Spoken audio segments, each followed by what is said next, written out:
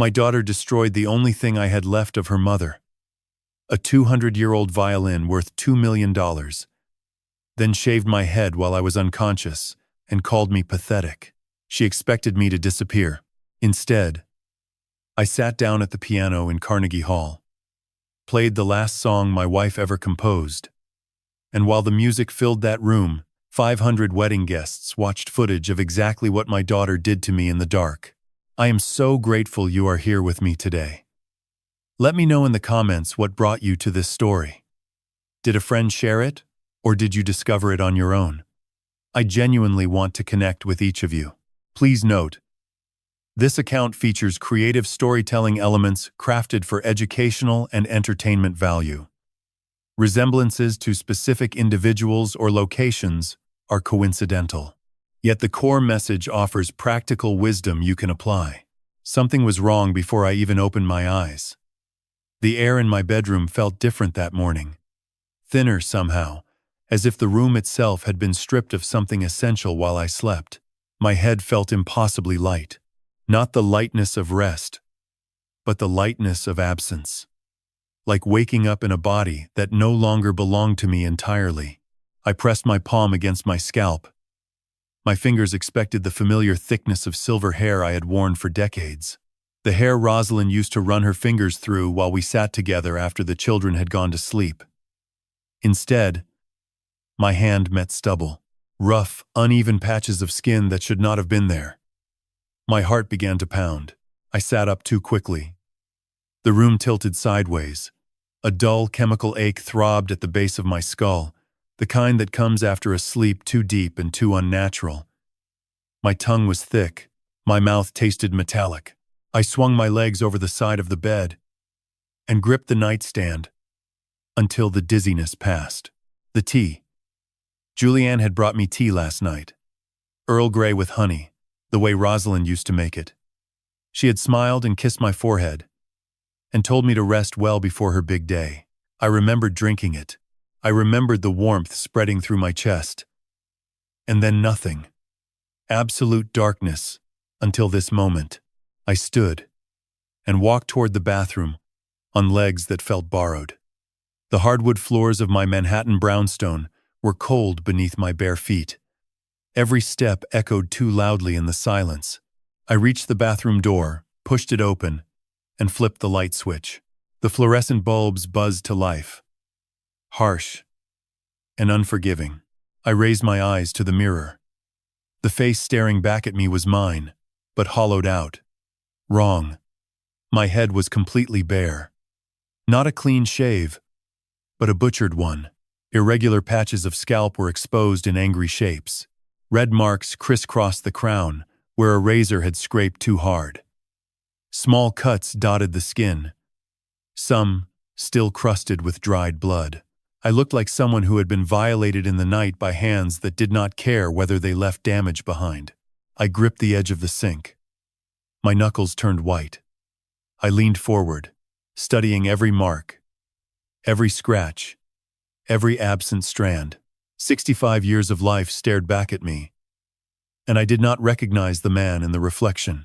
A trembling hand rose to touch the top of my head again. The skin was tender, raw in places. I traced lines I had never known existed beneath hair. I had never thought to lose. My breathing came shallow and fast. This was not possible. This could not be happening. But it was. The evidence was carved into my scalp like a message written in cruelty. I forced myself to turn away from the mirror. Back in the bedroom, I moved toward the closet where I had hung my tailcoat the night before. The custom-made suit I had spent $20,000 on, tailored perfectly for one purpose: to walk my only daughter down the aisle at Carnegie Hall, to stand beside her, and show 500 people that Edward Sullivan was proud of the woman she had become. The closet door was open. The hanger was empty. I found the tailcoat on the floor, crumpled in a heap like discarded trash. I bent down and lifted the jacket. The fabric had been slashed. Long, deliberate cuts ran through the shoulders and down the back. The satin lining hung in ribbons. I dropped it and reached for the shirt. Buttons torn away. collar shredded. The trousers were worse. Someone had taken scissors and hacked through both legs, leaving jagged edges and ruined seams. $20,000. Months of fittings. Chosen for this one day. Destroyed. While I lay unconscious, in my own bed, I stood there holding the pieces of my life in my hands, my chest so tight I could not draw a full breath. My eyes burned, but the tears would not come. Not yet. Not until I walked into the living room and saw what waited for me there. On the hardwood floor beside the piano, the morning light caught something that made my knees buckle. Fragments of wood. Splinters of varnish. Strings curled like severed veins across the floor. And in the center of the wreckage, the neck of a violin, snapped clean. The scroll still attached, carved 200 years ago, by hands that understood beauty in ways most people never will. Rosalind's violin. The last thing she ever touched on stage. The instrument that had sung beneath her fingers for 20 years of marriage. The only object in this house that still carried her warmth, her resonance, her voice. Destroyed. Smashed into pieces and left on the floor like garbage. I sank to my knees. The hardwood pressed cold against my skin, but I barely felt it. My hands reached for the fragments the way a man reaches for someone drowning. I picked up a piece of the body, the curved maple still smooth under my fingertips. The varnish was cracked like old skin. 200 years of music lived in this wood. 200 years of concerts, of practice rooms, of fingers drawing beauty from strings. And now it lay in pieces on my living room floor. I found the chin rest a few inches away. Rosalind's chin had pressed against it thousands of times.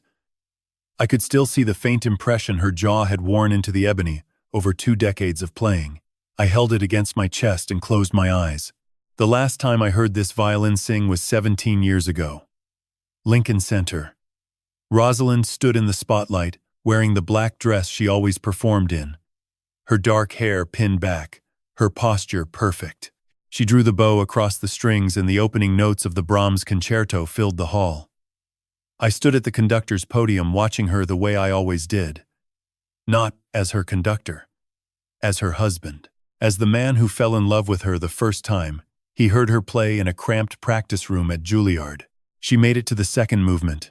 Then her bow hand faltered. Her left knee buckled. The violin slipped from beneath her chin and hit the stage floor with a sound I will never forget. A hollow wooden crack that silenced 2,000 people instantly. She collapsed beside it. And I ran. I ran from the podium across the stage in front of the entire orchestra and dropped to my knees beside her. That violin survived that fall. It survived 17 years in my care afterward. I polished it every Sunday morning. I kept it in a climate-controlled case. I never played it because it was hers, not mine. It was the closest thing to hearing her voice that I had left. Now it was splinters and broken strings on a cold floor. I do not know how long I knelt there. Minutes. Maybe longer. The morning light shifted across the room, catching dust particles and fragments of varnish that floated in the air like ash after a fire. Eventually, I forced myself to stand. My legs trembled beneath me. But something harder than grief was forming in my chest. Something that demanded answers. I walked back toward my bedroom. My eyes swept the nightstand where the teacup still sat. Empty. A faint residue of amber liquid dried at the bottom. I picked it up and brought it to my nose. Earl Grey. Honey. And something else beneath it. Something chemical that I could not name but my body recognized. Whatever had been in that tea had pulled me under so deeply that my own daughter had shaved my head, destroyed my clothes, and smashed the most precious object in my home while I lay 3 feet away and did not move.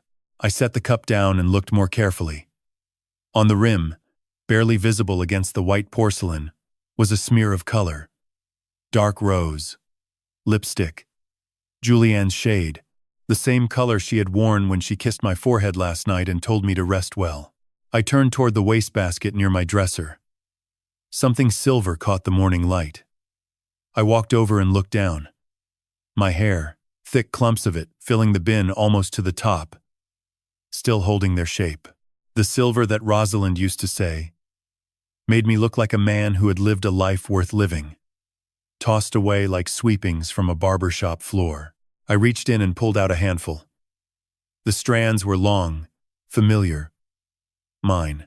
I stood there holding my own hair in my fist, staring at the lipstick on the teacup, breathing in the faint trace of Julianne's perfume that still lingered in the air of my bedroom, jasmine and bergamot. She had been here. She had stood over me while I was helpless. She had done all of this. My daughter.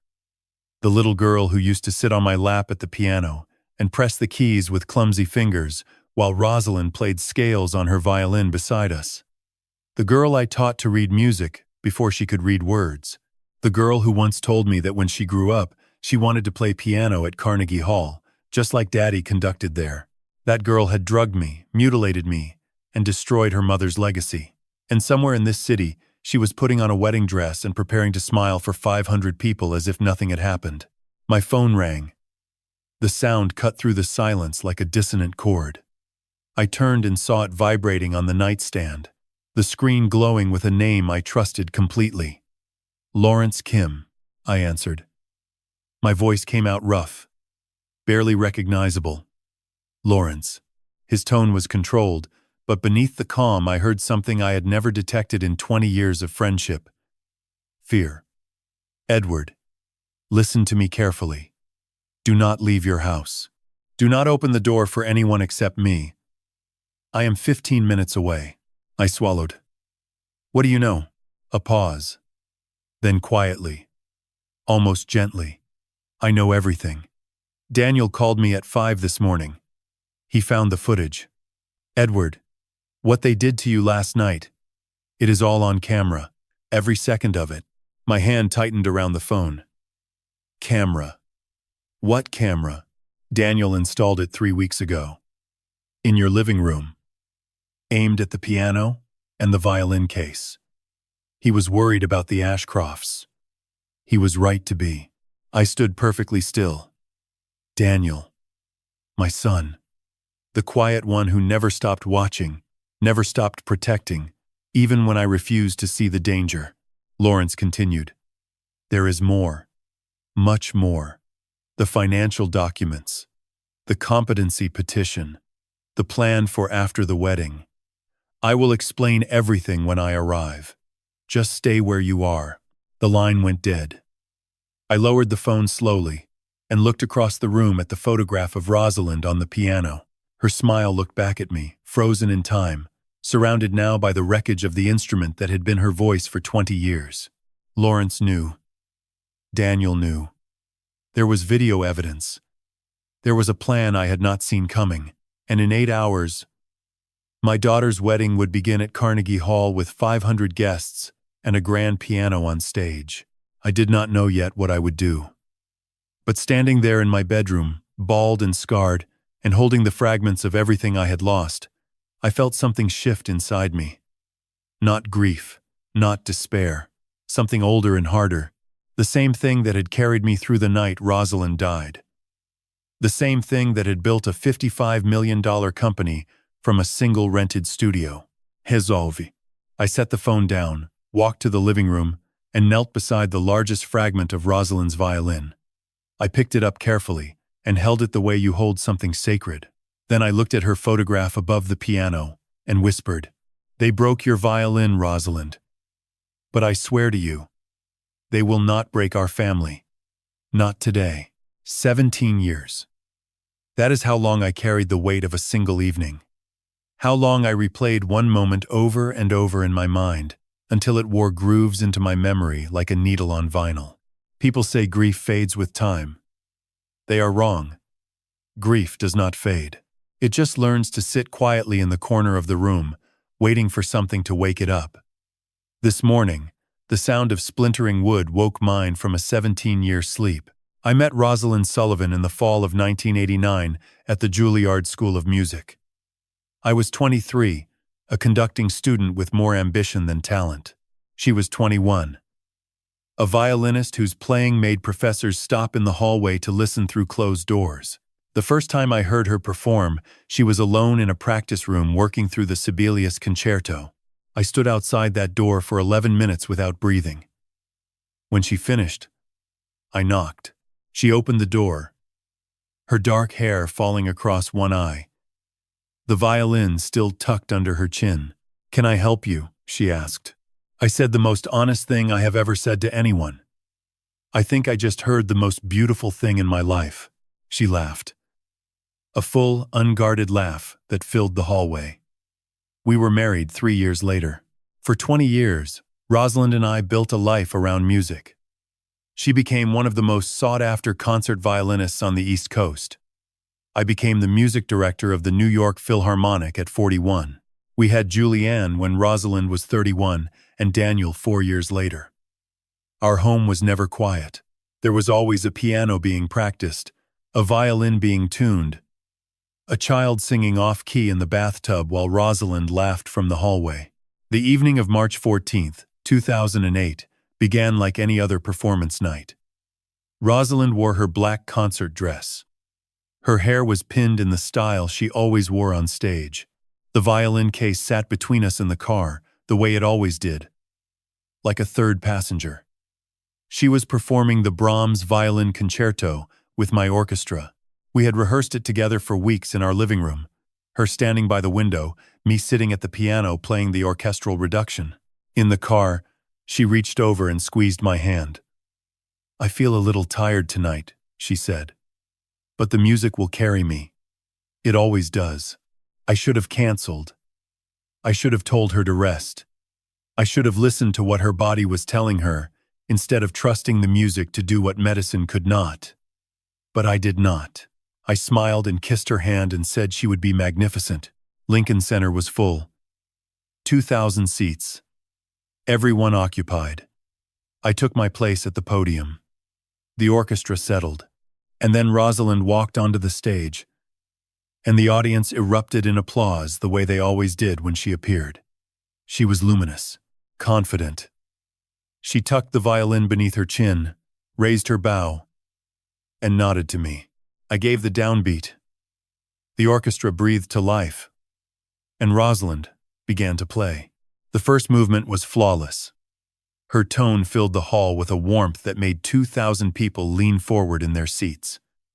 I conducted from memory, watching her the way I always did, not reading the score, reading her, the slight tilt of her head when she reached a phrase she loved, the way her eyes closed during the lyrical passages, the almost imperceptible smile at the corner of her mouth. We entered the second movement, the slow, aching adagio. Rosalind's bow drew the melody out like a thread of gold. The hall was so silent, I could hear the wood of her instrument resonating, and then her bow hand trembled. Just slightly. A flutter that only someone who had watched her play 10,000 times would notice. I noticed. My baton hesitated for half a beat. Our eyes met across the stage. She gave me the smallest shake of her head. "I am fine. Keep going." I kept going. "God forgive me." I kept going. 30 seconds later, her left knee buckled. The bow skidded across the strings, with a sound like tearing silk. The violin slipped from beneath her chin and hit the stage floor, that hollow wooden crack. I will hear it until the day I die. And then Rosalind followed, her body folded sideways, her hand reaching for something that was not there. And she fell. I do not remember leaving the podium. I do not remember crossing the stage. I only remember being on my knees beside her, her head in my lap, her eyes half open and unfocused. The orchestra had stopped. 2,000 people sat in frozen silence. Someone behind me was calling for a doctor. Rosalind's lips moved. I leaned close. "Edward." Her voice was barely a whisper. "The music. Keep it alive. For our children." Those were not her last words, but they were the last ones that mattered. The ambulance took 43 minutes to arrive. A massive cerebral hemorrhage, they said later. A blood vessel in her brain had been weakening for months, maybe years. There was nothing anyone could have done. That is what every doctor told me, but I never believed them. Because I was the one who let her walk onto that stage when she said she was tired. I was the one who kept conducting when her hand trembled. Rosalind died at 4:17 in the morning in a hospital room that smelled of antiseptic and fluorescent light. I was holding her hand. Julianne and Daniel were asleep in the waiting room down the hall. A nurse came in and told me she was gone. But I already knew. I had felt the exact moment her fingers stopped holding back. The funeral was held on a Tuesday. Cold rain. Gray sky. 200 musicians came. The Philharmonic played Barber's Adagio for strings at the graveside, while I stood between my children and tried to remember how to breathe. Daniel clung to my hand the entire time. He was 13. He did not cry. He just held on so tightly that I felt his heartbeat through his fingers. Julianne stood apart. She was 16. Tall and angular, and already wearing her grief like armor. Her face was dry. Her jaw was set. She stared at the casket, the way someone stares at an accusation. 1 week after the funeral, I found her in the living room. She was sitting on the floor beside the piano, holding one of Rosalind's scarves against her face. I sat down beside her and reached for her hand. She pulled away. "This is your fault." The words came out flat, cold, like a verdict already delivered. I blinked. "What?" Her voice rose, shaking with a rage too large for her 16-year-old body. "Mom told you she was tired. She told you in the car. And you made her play anyway. You pushed her onto that stage because you cared more about your stupid concert than about her life." Julianne. "That is not what happened. She wanted to perform. She always." She cut me off. "If you had canceled, she would still be alive. You killed her. You killed my mother." She stood and walked out of the room.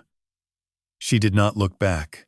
From that day forward, something between my daughter and me shattered into pieces too small to find. And for 17 years, I tried to glue it back together, with a love she refused to accept. They say time heals all wounds. They are wrong. Time just teaches you to bleed in silence, to wake up every morning and go through the motions of living, while something inside you plays a song no one else can hear, a song in a minor key that never resolves. After Rosalind died, I resigned from the Philharmonic. I could not stand on that podium again. Every time I raised a baton, I saw her falling. Every time an orchestra played, I listened for the sound of her violin and heard only absence. So I walked away from the only career I had ever known and became something else entirely. A father, a provider, a man rebuilding from wreckage. The first year was survival. I taught private piano lessons from our living room to pay the mortgage. 12 students a week at $60 an hour. I learned to cook by watching videos on the internet because Julianne refused to eat takeout and Daniel needed vegetables. I drove them to school every morning and picked them up every afternoon. I sat through parent-teacher conferences alone, feeling the empty chair beside me like a phantom limb. Julianne barely spoke to me. She moved through the house like a ghost, eating meals in her room, practicing piano, only when I was not home. If I tried to talk to her, she answered in single syllables. If I tried to hug her, she went rigid. The wall she built between us grew higher with every passing month. But Daniel stayed close. He was 13, quiet, watchful. He sat beside me in the evenings while I graded theory homework. He asked questions about composers and chord progressions. He began writing his own melodies in a notebook he kept by his bed. In the second year, I rented a small studio space in Nashville. I had an idea. Not a grand vision, just a thought. Rosalind had always believed that music education should be available to everyone, not just families who could afford Juilliard tuition. She used to talk about opening a community school someday. A place where any child with talent could learn, regardless of income. I decided to build it for her. I named it Sullivan Music Academy. I started with 4 students and a rented upright piano. I taught every class myself. Morning lessons, afternoon lessons, evening lessons. I fell asleep at my desk most nights with Rosalind's photograph beside me, Her smile, the last thing I saw before exhaustion pulled me under. Every night before sleep, I talked to that photograph. Catherine. Julianne got an A in history today. She did not tell me, but I saw the report card on the kitchen counter. Or, Daniel wrote a piece for guitar today. I think he has real talent, Rosalind. I think he got it from you. Or simply, I miss you. I miss you so much it feels like drowning. The academy grew. Slowly at first. 4 students became 12. 12 became 40. I hired my first teacher in year 3. By year 5, we had a proper building in Nashville with 3 classrooms and a small recital hall. By year 8, I opened a second location in New York, then Chicago, then Los Angeles. Donors began to notice. Foundations offered grants. Former students started winning competitions, earning scholarships, building careers. By the time Julianne graduated high school, Sullivan Music Academy had a valuation of $12 million. By the time she finished college, it was $30 million. Today it stands at $55 million. 7 locations. 340 employees. 47,000 students served over 17 years. Built on the memory of a woman who believed music could save anyone. But to Julianne, none of it mattered. She saw a father who spent too many hours at the academy instead of attending her events. A man who still wore the same corduroy jacket he had owned since his conducting days. A man who taught piano to underprivileged children on Saturday mornings when he could have been golfing at a country club. She was embarrassed by me. Not by my poverty, because I was no longer poor, by my simplicity, by my refusal to become the kind of wealthy man who displayed his money like a peacock displays feathers. Julianne quit piano at 19. She had talent. Real talent. The kind that made her mother's eyes light up when she was small. But she walked away from it the way she walked away from everything that reminded her of Rosalind. Or of me. She transferred to a university in Manhattan, surrounded herself with old money families and social climbers, and stopped returning my calls. For 10 years I heard from my daughter only on holidays, and even then only through brief obligatory text messages. Merry Christmas, Dad. Happy birthday. No warmth, no questions, no connection. Just words arranged into the minimum shape of filial duty. Daniel was different. He graduated from Berklee College of Music and became a composer. Film scores, orchestral arrangements, commercial work. He was talented and humble and kind. He visited me every Sunday without fail. We cooked dinner together. We sat at the piano and played 4-hand arrangements of pieces Rosalind used to love.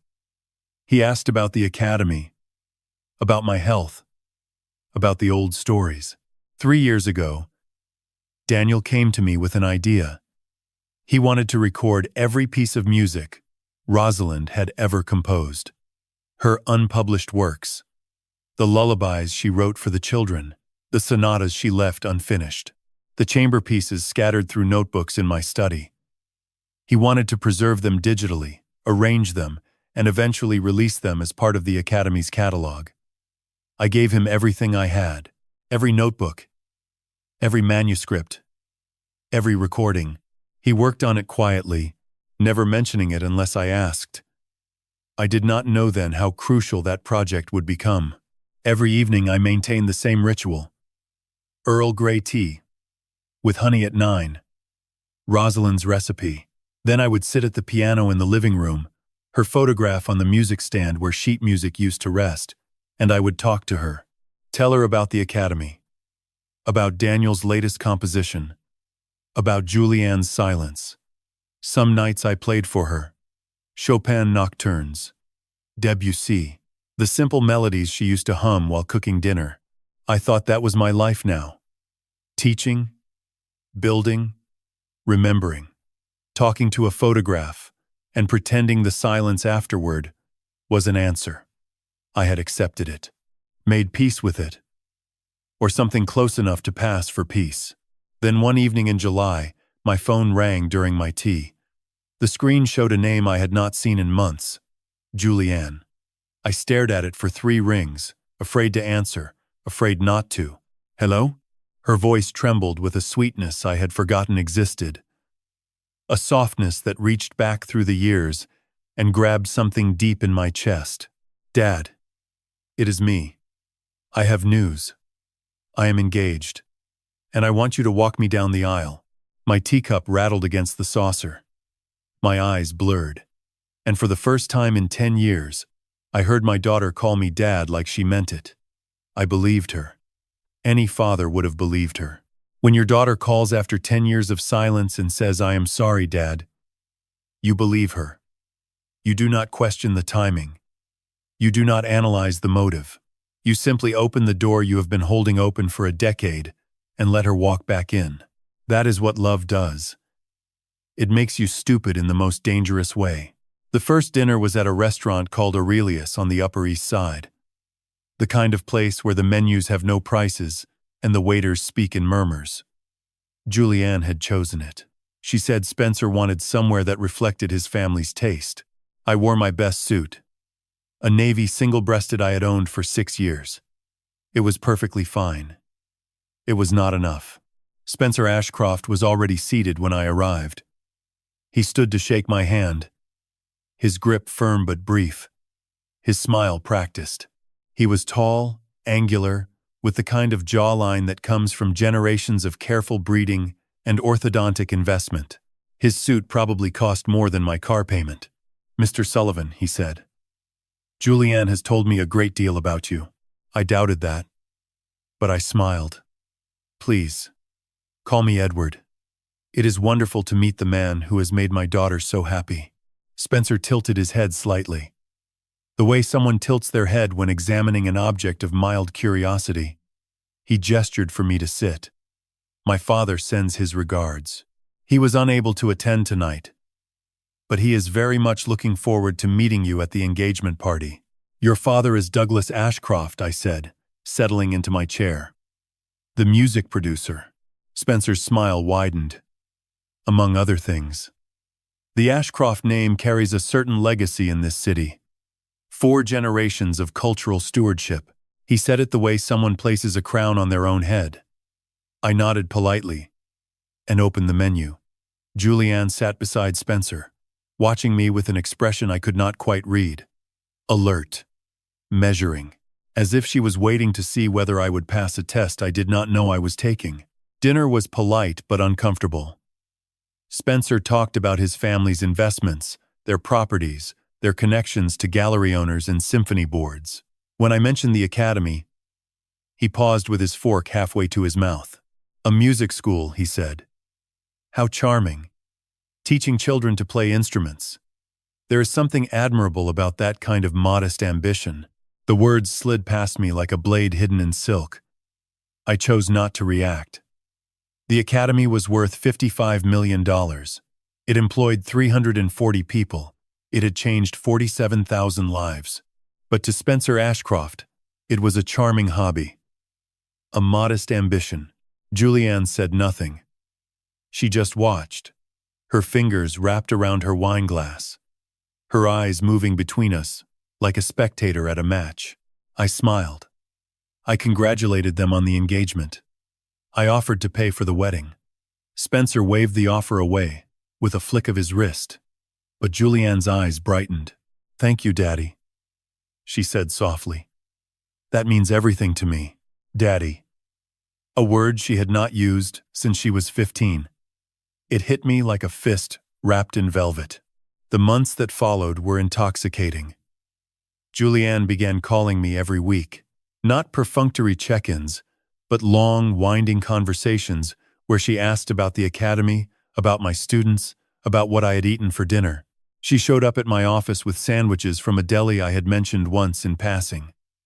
She sat across from my desk and smiled at me the way she used to before everything broke. One afternoon, about 7 months before the wedding, she arrived unannounced. She was carrying 2 cups of tea from the shop around the corner. Earl Grey. She remembered. She sat down and folded her hands, and her eyes filled with tears. "Dad," she said quietly, "I need to tell you something." I set my work aside. "What is it, sweetheart?" She took a breath. a long, shuddering one. I am sorry. For everything. For blaming you when Mom died. For pulling away. For making you feel like you were not enough. Her voice cracked. You were always enough. I was just too angry and too young to see it. I stood from my chair and walked around the desk and pulled her into my arms. She cried against my shoulder, and I held her the way I used to when she was small and afraid of thunderstorms. Her body shook with sobs that seemed to come from somewhere very deep. I forgive you, I whispered. I have always forgiven you. You are my daughter. Nothing changes that. When she pulled back, her face was streaked with tears, but her smile was radiant. I want you at my wedding, Dad. Not just there. I want you to walk me down the aisle. I want you to give a speech. I want 500 people to see how proud I am to be your daughter. I believed every syllable, every tear, every trembling word. I went home that evening and sat at the piano and told Rosalind's photograph that our little girl had come home. I wept with relief and gratitude and a joy so complete it felt like sunlight after years of rain. I ordered a custom tailcoat. $20,000. The finest fabric I could find. I had the deed to a $4.5 million penthouse, drawn up in Julianne's name. A wedding gift. A symbol of everything I had built for her. A promise that she would never struggle the way Rosalind and I had struggled in those early years. Daniel came by the following Sunday. He found me looking through venues for the reception. I had agreed to Carnegie Hall. Julianne wanted grandeur. I wanted to give her everything she asked for. Daniel sat down across from me. His expression was careful, guarded. Dad, what is going on with Julianne? I looked up, smiling. She came back, Daniel. She finally came back. He did not smile. He leaned forward, his elbows on his knees. 10 years of silence. 10 years of ignoring you. And now she calls. Every day. Brings you lunch. Cries on your shoulder. He paused. Does that not seem sudden to you? People change, I said. Maybe she has finally healed. His jaw tightened. Or maybe she wants something. The words hung between us. I wanted to argue. I wanted to tell him he was being unfair. Suspicious. Unkind. But a small, quiet part of me, the part that still remembered how to read a room the way a conductor reads an orchestra, that part wondered if he was right. I have to believe she means it, I said finally. She is my daughter. I have to try. Daniel looked at me for a long moment. Then he nodded slowly. Just be careful, Dad. Please. I love you too much to watch you get hurt again. I promised him I would be careful. But I was not. I was a man standing in the sunlight for the first time in a decade. And I refused to believe the warmth I felt was anything but real. There are knives that are not made of steel. They are made of paper, of ink, of a signature scrawled by a man too blinded by love to read the fine print. I know this now. I wish I had known it 5 months before my daughter's wedding, when she handed me a pen and smiled while I signed away a third of everything I had built. But before the documents, before the betrayal took its legal shape, something beautiful happened. Something real. In the middle of all the pretending, I met Catherine Walsh. It was a Tuesday afternoon in February. The Academy was hosting a vocal masterclass at our New York campus. I had no reason to attend. I was supposed to be in a board meeting. But something pulled me toward the recital hall that day. Call it instinct. Call it fate. Call it Rosalind, reaching through the veil and pushing me toward the door. Catherine stood at the front of the room. She was 58, with silver-streaked auburn hair and hands that moved when she spoke the way a conductor's hands move through music. She was teaching a group of 16-year-olds how to breathe from the diaphragm, and she was making them laugh while she did it. Her voice filled the room without effort. Warm. Resonant. The voice of someone who had spent a lifetime helping others find theirs. I stood in the back and watched for 20 minutes. When the class ended, I walked over and introduced myself. We talked for an hour. Then 2. Then I asked if she wanted to get coffee, and coffee became dinner, and dinner became a walk along the river, where she told me about her late husband, a jazz pianist who had died of a heart attack 8 years earlier. She told me about teaching voice lessons at a community college in Brooklyn, about her garden, about the novels she read on Sunday mornings. By the end of the month, I was seeing Catherine regularly. She did not care about my company or my money. She cared about Schubert Lieder and whether I had slept enough and the way light changed on the Hudson River at sunset. She made me feel like a person again, not a CEO, not a widower, not a father waiting for his daughter to love him back. Just Edward. Just a man who deserved to be happy. I told Julianne about Catherine 4 months before the wedding. I mentioned it casually over lunch, expecting warmth, perhaps even curiosity. Instead, Julianne's face went cold. The temperature in the room dropped 10 degrees in a single second. "You are not bringing her to the wedding." I set my fork down. "What do you mean?" Julianne's voice was sharp, controlled. "This is a high society event, Dad. 500 guests. The Ashcroft family has very specific expectations about who attends." She paused. A retired voice teacher from Brooklyn would not fit in. The words landed like a slap. "Catherine is important to me, Julianne. This wedding is important to me. I want the people I love to be there." Her jaw clenched. "If you care about me at all, if you care about this day at all, you will leave her at home." I should have refused. I should have told my daughter that Catherine Walsh was worth more than every guest on her curated list. But I did not. I was still the man who believed his daughter had come home, still the fool who thought her tears were real. I told Catherine there was a problem with the guest list. She smiled and said she understood. But I saw the hurt in her eyes, and I hated myself for putting it there. 3 months before the wedding, Julianne invited me to dinner at her apartment. She said she wanted to discuss estate planning, something about protecting the academy in case anything happened to me. She said her lawyer had drawn up documents that would simplify the tax structure and ensure continuity. She handed me a stack of papers, 23 pages of dense legal language. I should have read every word. I should have taken them to my own attorney. Instead, I sat at her dining table while she poured me wine and smiled. And I signed my name on every line she pointed to. She kissed my cheek. "Thank you, Daddy. This means so much.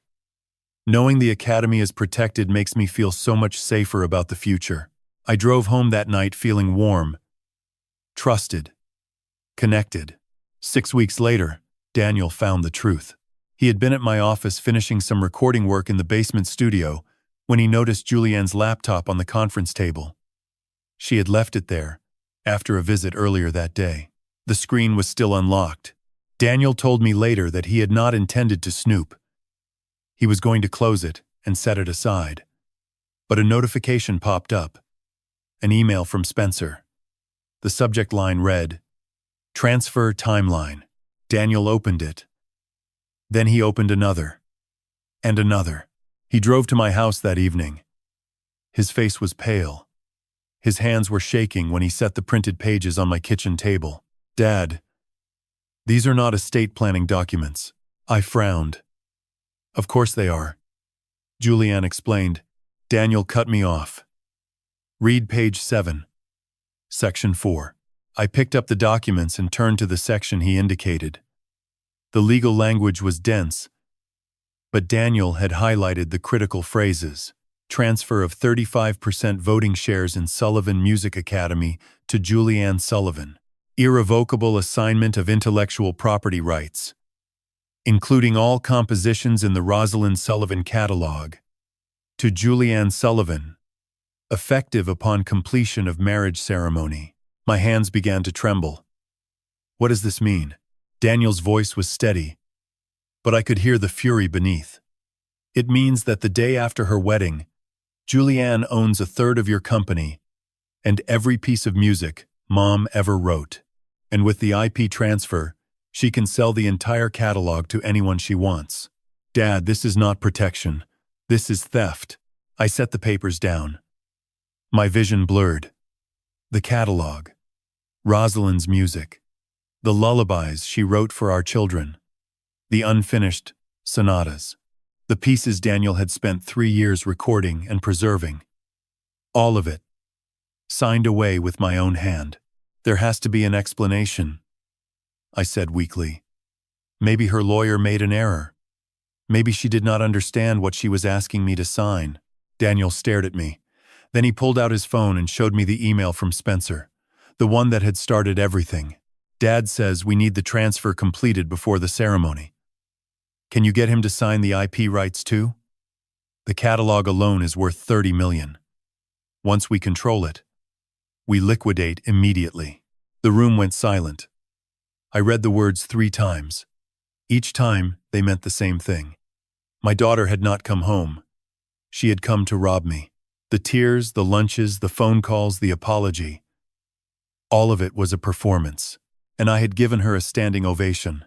Daniel spoke quietly. I did not tell you everything yet.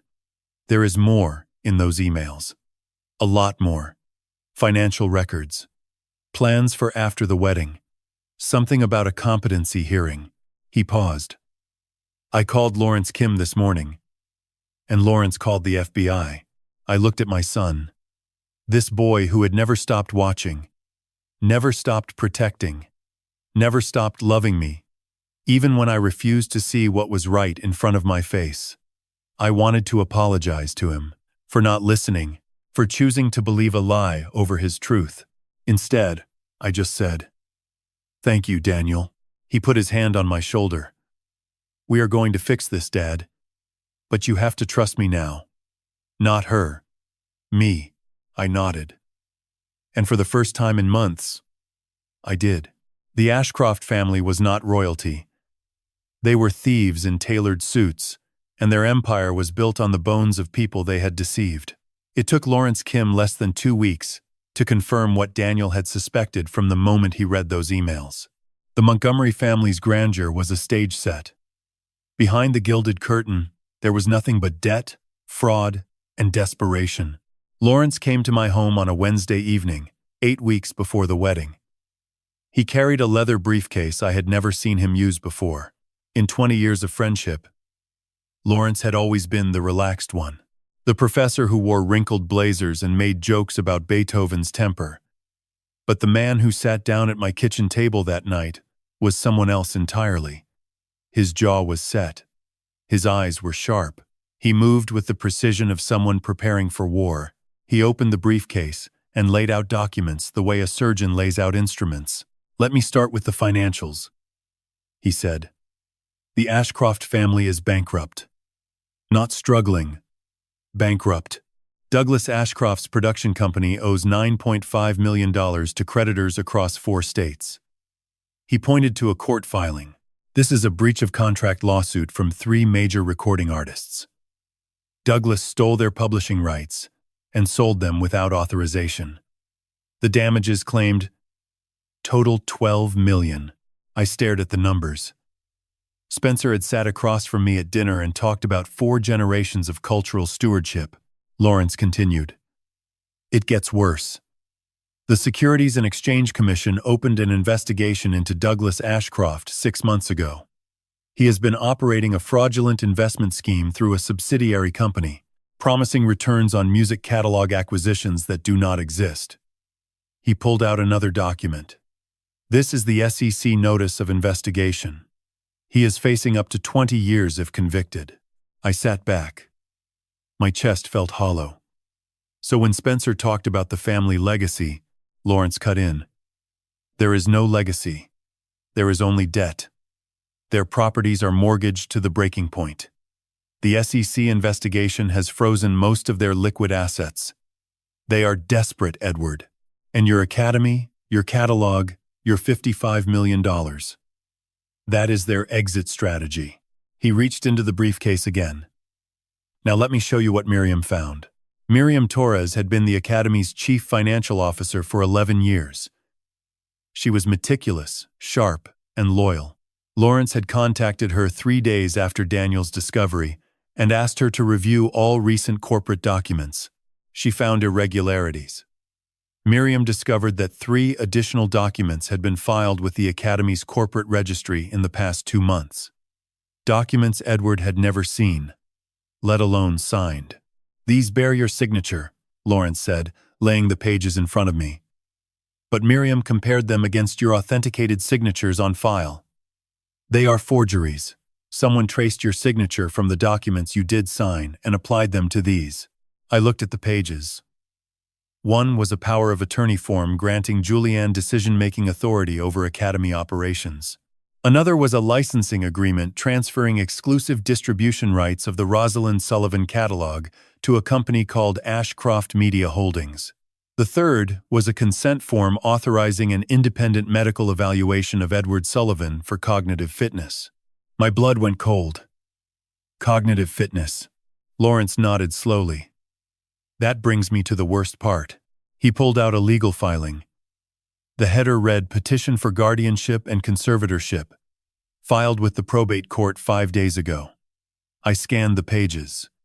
Each line was a nail, driven into my freedom. Spencer Ashcroft's attorney had filed a petition requesting that Julianne Sullivan be named as my legal guardian.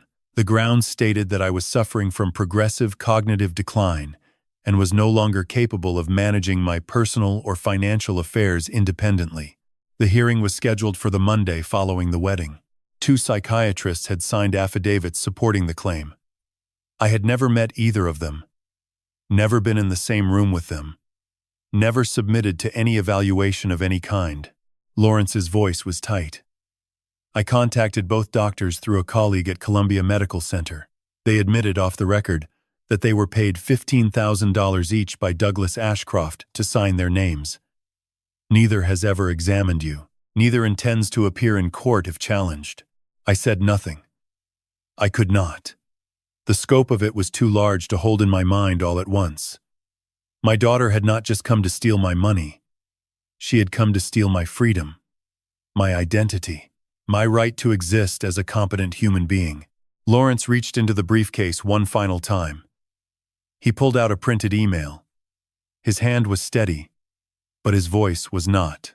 "This is from Douglas Ashcroft to Spencer. Sent 3 weeks ago." He set it in front of me. I read it. "Once the competency hearing is successful, we move Sullivan into the Greenfield Care Facility within 2 weeks. Full access to all accounts. We liquidate the catalog first. $30 million in IP rights covers our debt immediately. Then we sell the Academy piece by piece. 7 campuses. $55 million in real estate and brand value. The old man will be too medicated to fight back. The music dies with him. The music dies with him." I read that line 4 times. Each time it cut deeper. Rosalind's music. The lullabies she hummed to our children. The sonatas she left unfinished. The concertos that had filled Lincoln Center with beauty. They wanted to sell it all and let it disappear. Not because they hated music, because they needed cash. Because my daughter's love was a currency she had spent on people who saw Rosalind's legacy as nothing more than a line item on a liquidation schedule. I looked up at Lawrence. My eyes were dry. Something beyond tears. "What do we do?" Lawrence studied me for a long moment. Then he said, "First, we secure the catalog. Daniel has already backed up everything to encrypted servers. The original recordings are safe regardless of what happens to the legal documents." I nodded. "Second, I have filed motions to challenge the competency petition. It will be thrown out once we present evidence of the forged signatures and the paid doctors. And third," Lawrence leaned forward. "Third, we need evidence of what they are planning to do on the night before the wedding.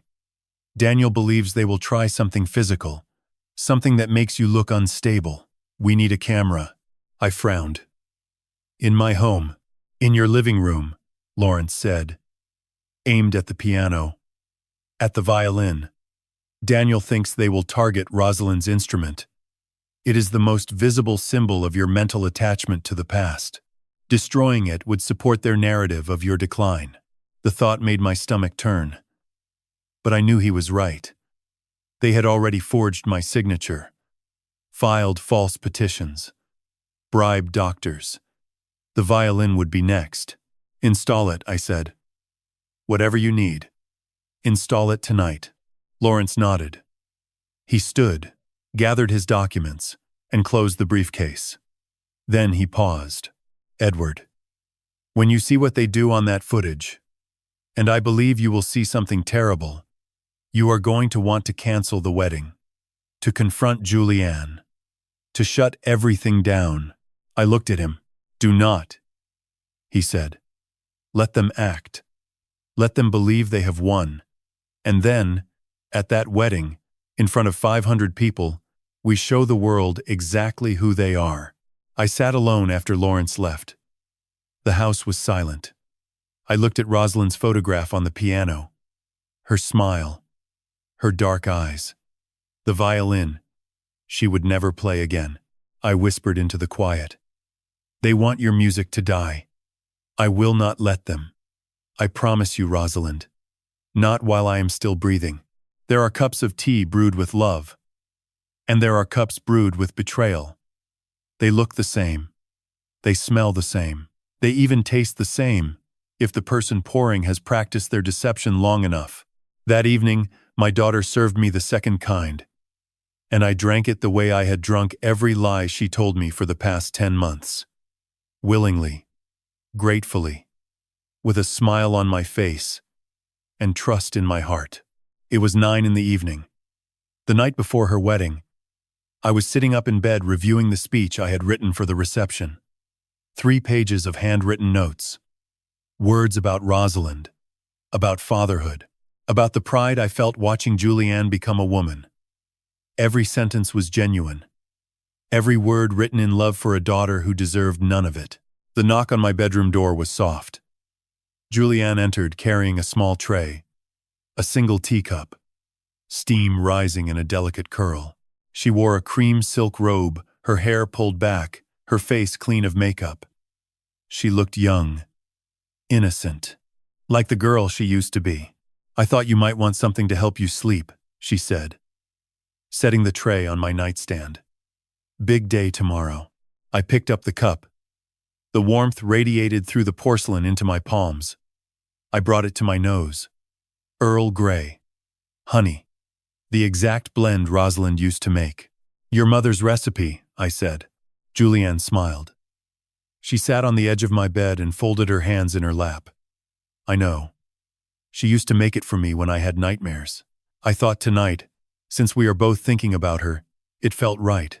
My chest tightened with emotion. I took a sip. The flavor was perfect. Bergamot and honey, with that faint floral undertone Rosalind always achieved. If there was something else beneath it, something chemical and wrong, I could not taste it through the memory. Julianne reached over and took my hand. Dad, I want you to know something. Tomorrow, when you walk me down that aisle, I am going to be thinking about Mom, about how much she would have loved this day, about how proud she would be of both of us. I squeezed her hand. She would be so proud of you, sweetheart. I know she is watching. Julianne leaned forward and kissed my forehead. Her lips were cool against my skin. Get some rest, Dad. I will see you in the morning. We have a beautiful day ahead of us. She left. The door closed softly. I finished the tea, set the cup on the nightstand, and leaned back against the pillows. My speech notes slipped from my fingers onto the blanket. Within minutes, a heaviness settled over me that had nothing to do with exhaustion. My eyelids dropped like iron shutters. My arms went limp. My thoughts dissolved into a fog so thick and sudden that my last conscious awareness was surprise. This was not sleep. This was something else. Something forced. Then darkness. Complete. And absolute. I would learn later, watching the footage with Lawrence and Daniel in the cold light of morning, exactly what happened in the hours I lost. The camera Daniel had installed in the living room had a wide-angle lens and night vision capability. It captured everything in grainy green and white clarity, with a timestamp running in the corner of the frame. At 11:43 in the evening, my bedroom door opened. The hallway light spilled in briefly, then disappeared. Two figures entered, Julianne and Spencer. They moved with purpose but not stealth. They knew I would not wake. Spencer carried a black duffel bag. Julianne went directly to my closet and pulled out the tailcoat. She held it up, examining it in the dim light. Then she handed it to Spencer without a word. He pulled scissors from the bag and began cutting, long, deliberate slashes through the shoulders, down the back. The satin lining fell apart in ribbons. The shirt was next. Buttons ripped away. The collar torn in half. The trousers hacked into jagged strips. Spencer tossed the pieces onto the floor and pulled out an electric razor. Julianne looked down at me. My body lay motionless on the bed, my breathing slow and mechanical. She reached out and ran her fingers through my silver hair. One last time, a gesture that might have looked tender if you did not know what came next. "Do it," she said. Spencer switched on the razor. The buzz filled the silent room. He ran it across my scalp in rough, careless strokes. Hair fell in thick clumps onto the pillow, onto my shoulders, onto the bed. He jerked my head to one side to reach the back, and I did not flinch. Did not move. Did not exist. When the electric razor had done most of the work, he switched to a disposable blade. He scraped it across the remaining stubble without water, without cream, pressing too hard in places. Red marks appeared. Small cuts opened on the crown where the razor caught on dry skin. At 12:17, a FaceTime call connected. Spencer propped his phone on the nightstand. Douglas Ashcroft's face appeared on screen, his expression calm and businesslike. "How does he look?" Douglas asked. Spencer turned the phone toward me. "Pathetic," Douglas said. "Good. Make sure you get photos from multiple angles. Close-ups of the cuts. Wide shots showing the destroyed clothes on the floor beside him. We need this to look like self-harm, erratic behavior. A man in cognitive decline doing bizarre things in the middle of the night." Spencer took photos. The flash lit up the room in bursts. "Now the instrument," Douglas said. Julianne and Spencer walked out of the bedroom and into the living room. The camera captured them clearly now, directly in frame. The violin case sat on its stand beside the piano, where it had rested for 17 years. Spencer opened the case. He lifted the violin carefully, holding it by the neck. 200 years of craftsmanship. $2 million in value. Irreplaceable. The last physical connection to Rosalind Sullivan that existed in this world. He raised it above his head. "Wait," Douglas said through the phone. "Let me see it first." Spencer turned the violin toward the screen. Douglas nodded. "That is the instrument. The appraisal alone will support our claim of irrational attachment and hoarding behavior. Destroy it. Make it look violent." Spencer brought the violin down against the hardwood floor. The sound was unlike anything I have ever heard. A crack that resonated through the wood like a scream. The body split along the seam. The bridge snapped. Strings coiled and whipped outward. He struck it again, and again, until what remained was splinters and fragments scattered across the floor. Julianne laughed. A low, satisfied sound that the microphone captured in perfect clarity. "God, that feels good." That thing was practically a shrine. He polished it every Sunday like it was a holy relic. Douglas spoke through the phone. "Perfect. The judge will see photos of a destroyed $2 million instrument and a man with self-inflicted wounds on his scalp, combined with the medical affidavits and the financial documents. No court in the country will deny our petition." Julianne walked back to the bedroom. She leaned over me, her face inches from mine. The camera caught her through the doorway, her lips moving close to my ear. "You were always just a music teacher pretending to be someone important, Dad. Tomorrow, the world sees the truth." She straightened, looked at Spencer. "Let us go. I need to get my beauty sleep." The timestamp read 1:14 in the morning when they left. The front door clicked shut. The brownstone fell silent. and the camera kept recording. The shattered violin on the floor, the destroyed clothes in the bedroom, and me, lying motionless in bed, stripped of everything while I dreamed of walking my daughter down the aisle. 6 hours later, my alarm would sound, and I would wake into a nightmare that was already over, captured frame by frame in digital clarity, waiting for the moment when 500 people would see exactly what my daughter did in the dark. The first light I saw that morning was not the sun. It was the fluorescent glow of the bathroom, illuminating a stranger's face in the mirror. But that was an hour ago. Now I sat on the edge of my bed, the phone silent in my hand, Lawrence's words still echoing. Do not leave. Do not open the door for anyone, except me. I am 15 minutes away. I waited.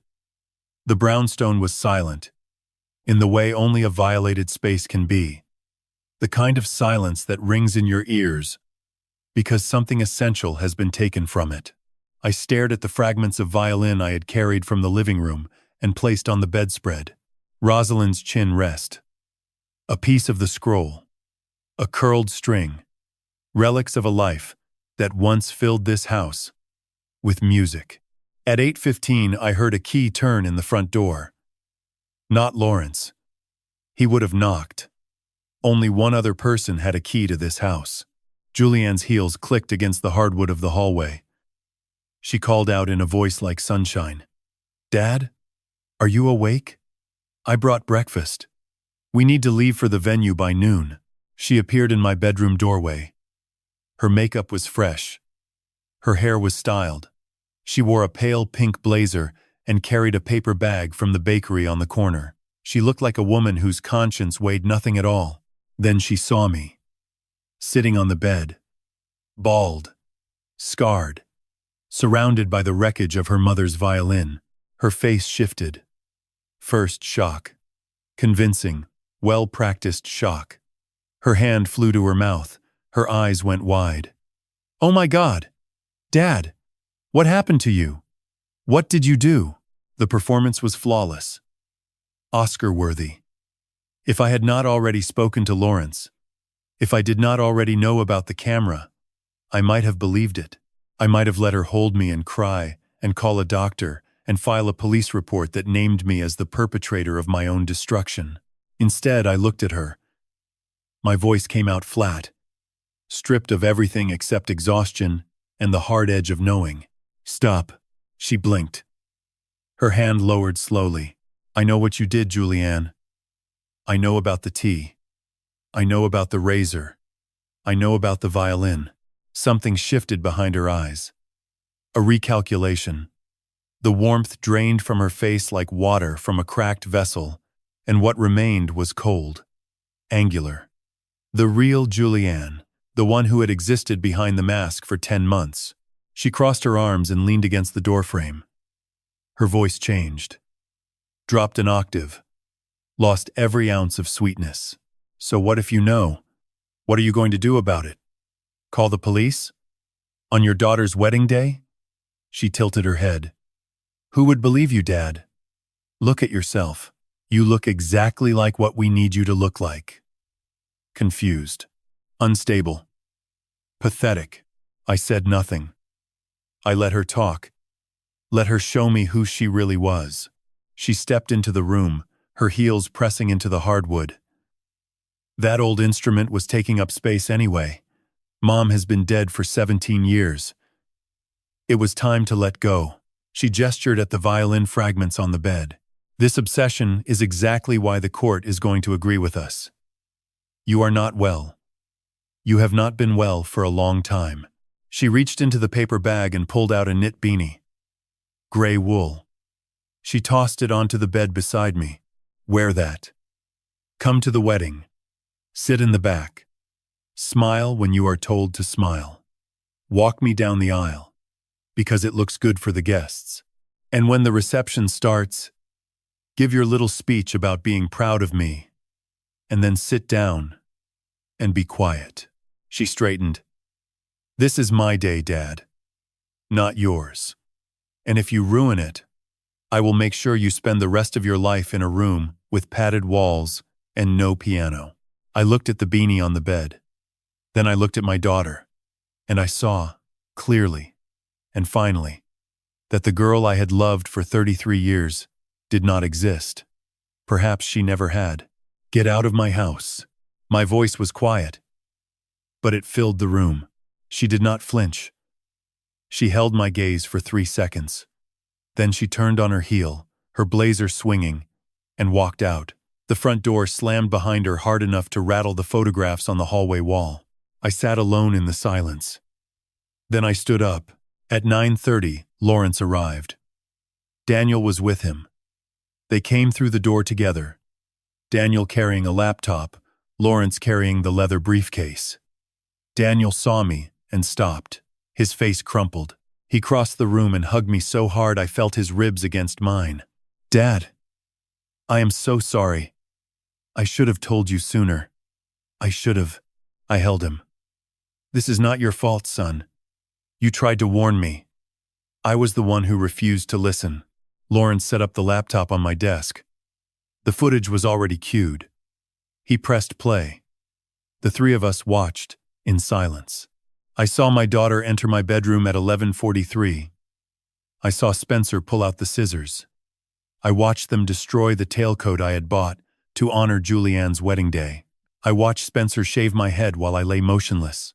I heard Douglas Ashcroft's voice through the FaceTime call, giving instructions with the calm efficiency of a man ordering demolition on a building. And then I watched Spencer carry Rosalind's violin into the living room. I watched him raise it above his head. I heard the crack as it struck the floor. Once, twice, 3 times, until the instrument that had been my wife's voice for 20 years was nothing but splinters and broken strings. Daniel reached over and paused the video. His hand was trembling. He did not look at me. Lawrence spoke quietly. "We have everything we need. Video, audio, timestamps. Combined with the financial documents, the forged signatures, the fake medical affidavits, and the SEC investigation, this is an airtight case." I stood up from the desk. My legs were steady now. My mind was clear. The grief and shock of the morning had burned away, and what remained was something harder, something forged in the same fire that had built a $55 million company from a single rented studio. "Carnegie Hall," I said. 500 people. "Tonight." Lawrence nodded. "The AV system at the venue has 12 LED screens. The technician is a former student of yours. He will cooperate." Daniel looked up. "Dad, are you sure? Once you do this, there is no going back." I walked to my closet, past the destroyed tailcoat on the floor, to the back, where an old garment bag hung untouched for 17 years. I unzipped it and pulled out the tailcoat I had worn the last night I conducted at Lincoln Center. The night Rosalind collapsed. The night my life changed forever. It still fit. I held it against my chest and turned to face them. If my daughter wants the world to see me as pathetic, I will show them exactly who I really am. I am the man who built Sullivan Music Academy. I am the man Rosalind Sullivan loved. And tonight, I am going to sit down at that piano and play the last song my wife ever wrote. And while they listen, they are going to see exactly what Julianne did in the dark. Daniel stood. Lawrence closed his briefcase. And the three of us began to prepare for the most important performance of my life. Before I faced 500 strangers, I needed to face the one person whose opinion still mattered most. The one person who could not answer, but whose silence always felt like permission. I drove alone. Daniel and Lawrence went ahead to Carnegie Hall to finalize the technical arrangements. The AV technician, a young man named Marcus Chen who had studied piano at the academy on a full scholarship 7 years ago, had already agreed to help. Lawrence would handle the legal documents. Daniel would manage the footage. My only job was to arrive, to speak, and to play. But first, Rosalind. The cemetery sat on a hillside in Westchester, overlooking a stretch of the Hudson River that turned gold in the late afternoon light. Rosalind had loved this view. We used to drive up here on Sundays when the children were small, and walk along the paths between the headstones, talking about music and mortality and the strange comfort of knowing exactly where you will rest someday. I parked near the iron gate and walked through rows of graves until I reached hers. White marble. Simple inscription. Rosalind Clare Sullivan. Beloved wife. Mother. Musician. The dates that bookmarked a life too short. I knelt in the grass. The earth was soft from recent rain. I placed my hand flat against the stone, feeling its coolness beneath my palm. Rosalind, I said, my voice barely above a whisper. I need to talk to you. Wind moved through the trees.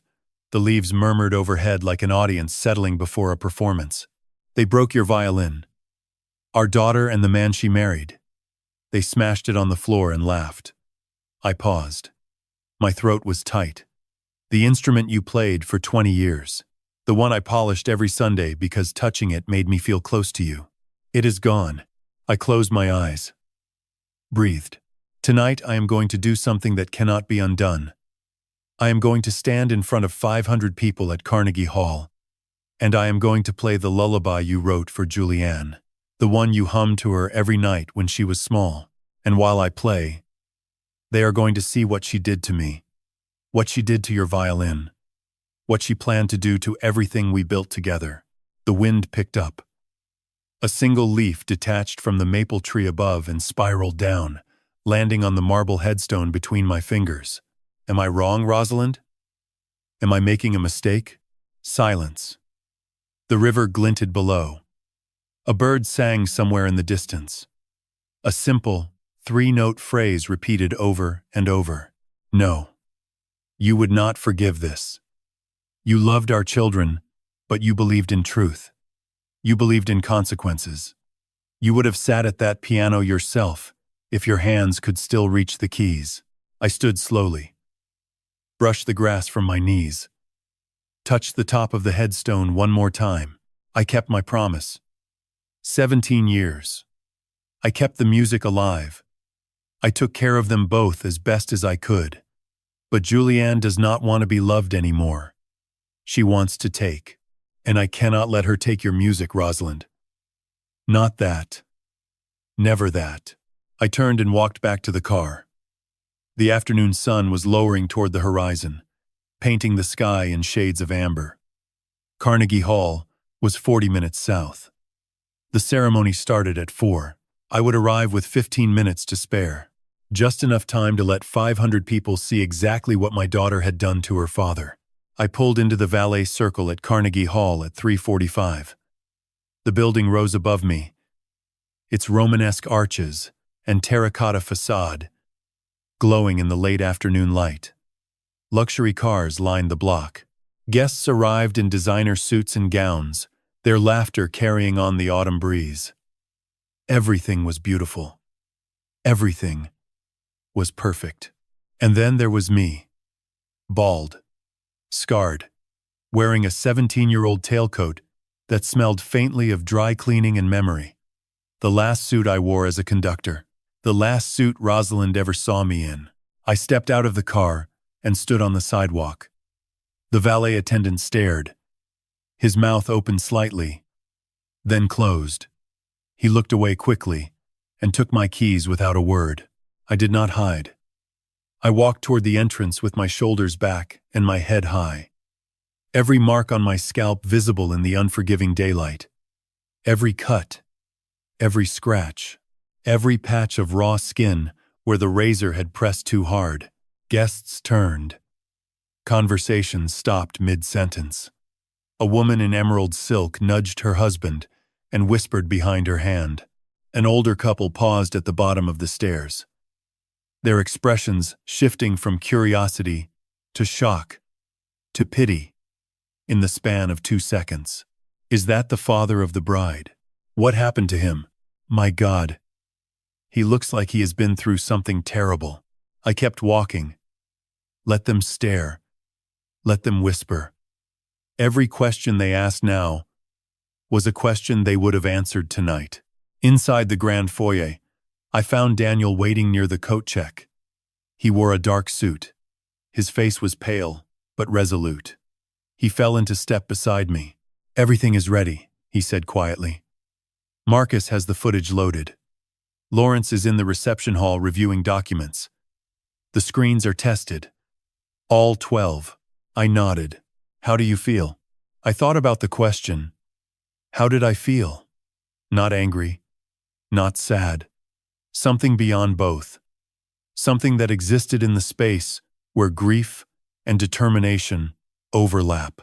The same feeling I had the night I decided to build the academy. The same feeling I had the day I hired my first teacher. The same quiet, immovable certainty that what I was about to do was necessary. "I feel like a conductor about to give the downbeat," I said. Daniel almost smiled. Then he squeezed my arm and disappeared toward the AV booth. At 3:55, the wedding coordinator found me in the hallway. She was a thin woman in her 40s, with a clipboard and an expression of barely contained panic. "Mr. Sullivan," she said, her eyes traveling from my face to my scalp to my tailcoat. "I was told you would be arriving separately.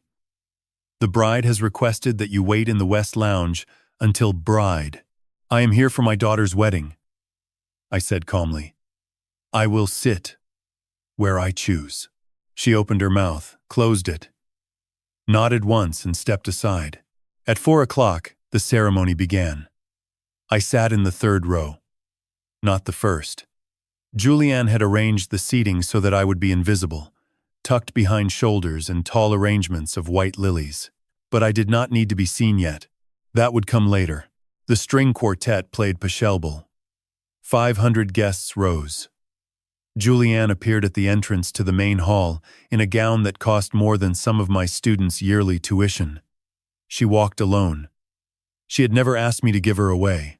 I understood now that she never intended to. She was radiant, composed, smiling at Spencer, the way a woman smiles at the man she has chosen. Not with love, with satisfaction, with the look of someone who believes they have won. The officiant spoke. Vows were exchanged, rings were placed. Spencer kissed Julianne, and the crowd erupted in applause. I sat still, my hands resting on my knees. I did not clap. Daniel leaned close. 90 minutes. Then the speeches. I nodded. 90 minutes. Then Carnegie Hall would hear a composition it had never heard before. A lullaby written by a dead woman for a daughter who had forgotten how to love. And 500 people would see the truth. The MC stepped to the podium at 8:12.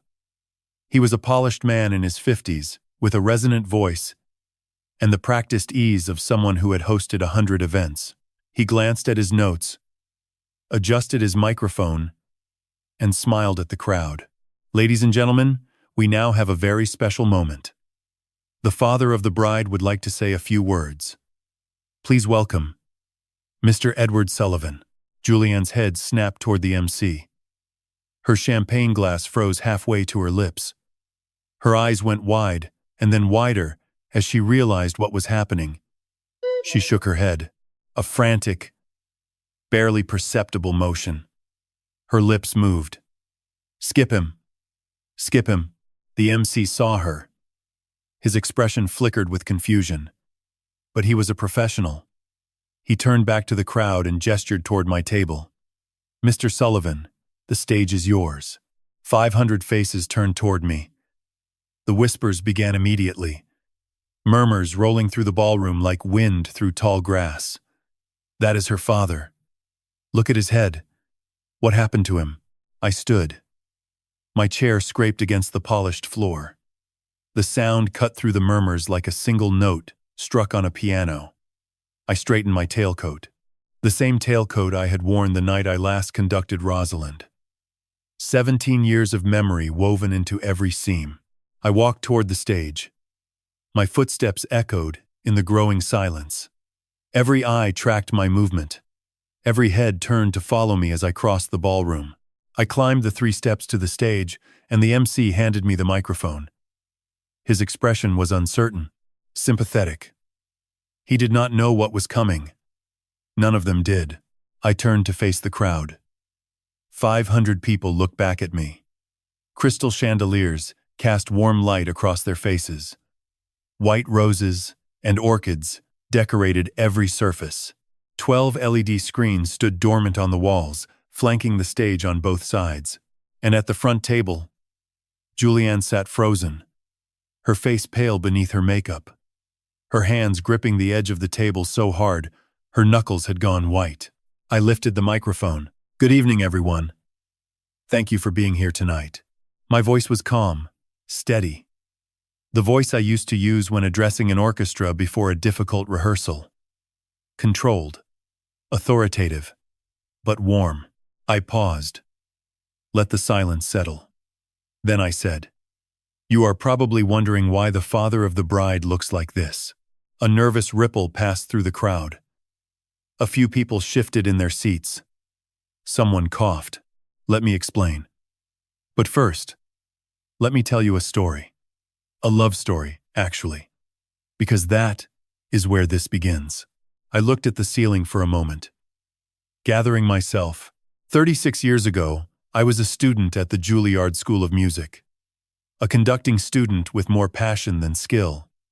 One afternoon, I heard a violin coming from behind a practice room door. The playing was so beautiful that I stood in the hallway for 11 minutes without moving. When the music stopped, I knocked. A young woman with dark hair and the most extraordinary eyes I had ever seen opened the door. Her name was Rosalind. Several women in the audience smiled. A few leaned forward. We were married 3 years later. For 20 years, Rosalind and I built a life around music. She was a concert violinist. I was a conductor. We had 2 children, Julianne and Daniel. Our home was never silent. There was always someone practicing, someone singing, someone laughing. My voice dropped lower, quieter. On March 14th, 2008, my wife collapsed on stage at Lincoln Center. She was performing the Brahms Violin Concerto. I was conducting. Her bow hand faltered. Her knees buckled. The violin fell from her hands and hit the stage floor. And then she fell beside it. The ballroom had gone completely still. Not a glass clinked. Not a chair creaked. Rosalind died that night of a cerebral hemorrhage. She was 48 years old. Julianne was 16. Daniel was 13. I looked directly at the audience now, making eye contact with strangers who did not know me, but were listening with their whole bodies. Her last words to me in that hospital room were, "Keep the music alive, Edward. For our children." A woman in the 3rd row pressed a hand to her mouth. Her eyes glistened. I kept that promise. For 17 years, I kept it. I built the Sullivan Music Academy from nothing. A single rented studio and 4 students. Today it serves 47,000 students across 7 campuses. Rosalind's dream of making music accessible to everyone. I built it for her. And I built it for my children. I paused. Let the words breathe. After Rosalind died, I was alone. I learned to cook by watching videos because my daughter needed dinner on the table. I learned to drive carpool routes and attend recitals and sit through school plays by myself. I worked 18-hour days building a company while raising 2 children who had lost their mother. I looked at Julianne. Her face was unreadable, locked in a mask of composure that I could see cracking at the edges. 10 months ago, after nearly a decade of silence, my daughter called me. She told me she was engaged. She told me she wanted me at her wedding. And then she did something I had waited 10 years to hear. My voice trembled. I did not try to stop it. She said she was sorry. She cried in my arms and told me I had always been enough. She asked me to walk her down the aisle. She asked me to give a speech in front of 500 people so everyone could see how proud she was to be my daughter. Several guests looked at Julianne with sympathy, with admiration. The dutiful daughter returning to her father. I believed her. I believed every word, every tear. I let the silence stretch for 3 full seconds. Then my voice changed.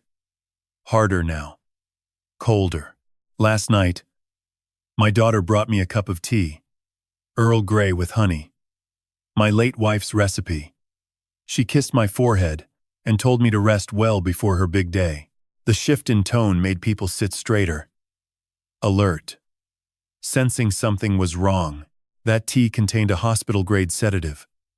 My daughter drugged me in my own home, and while I lay unconscious in my bed, unable to move, unable to fight, unable to wake, she and her husband shaved my head. Gasps erupted across the ballroom. Heads turned toward Julianne. Whispers exploded. They destroyed my wedding clothes. A $20,000 tailcoat slashed to ribbons. The gasps deepened. Hands covered mouths. And then, my voice broke for the first time. They walked into my living room. They took my wife's violin, a 200-year-old instrument worth $2 million. The last thing Rosalind ever touched on stage. The last piece of her that still existed in this world. I paused. The ballroom was so silent, I could hear the air conditioning humming above, and they smashed it. They smashed it on the floor and laughed while they did it.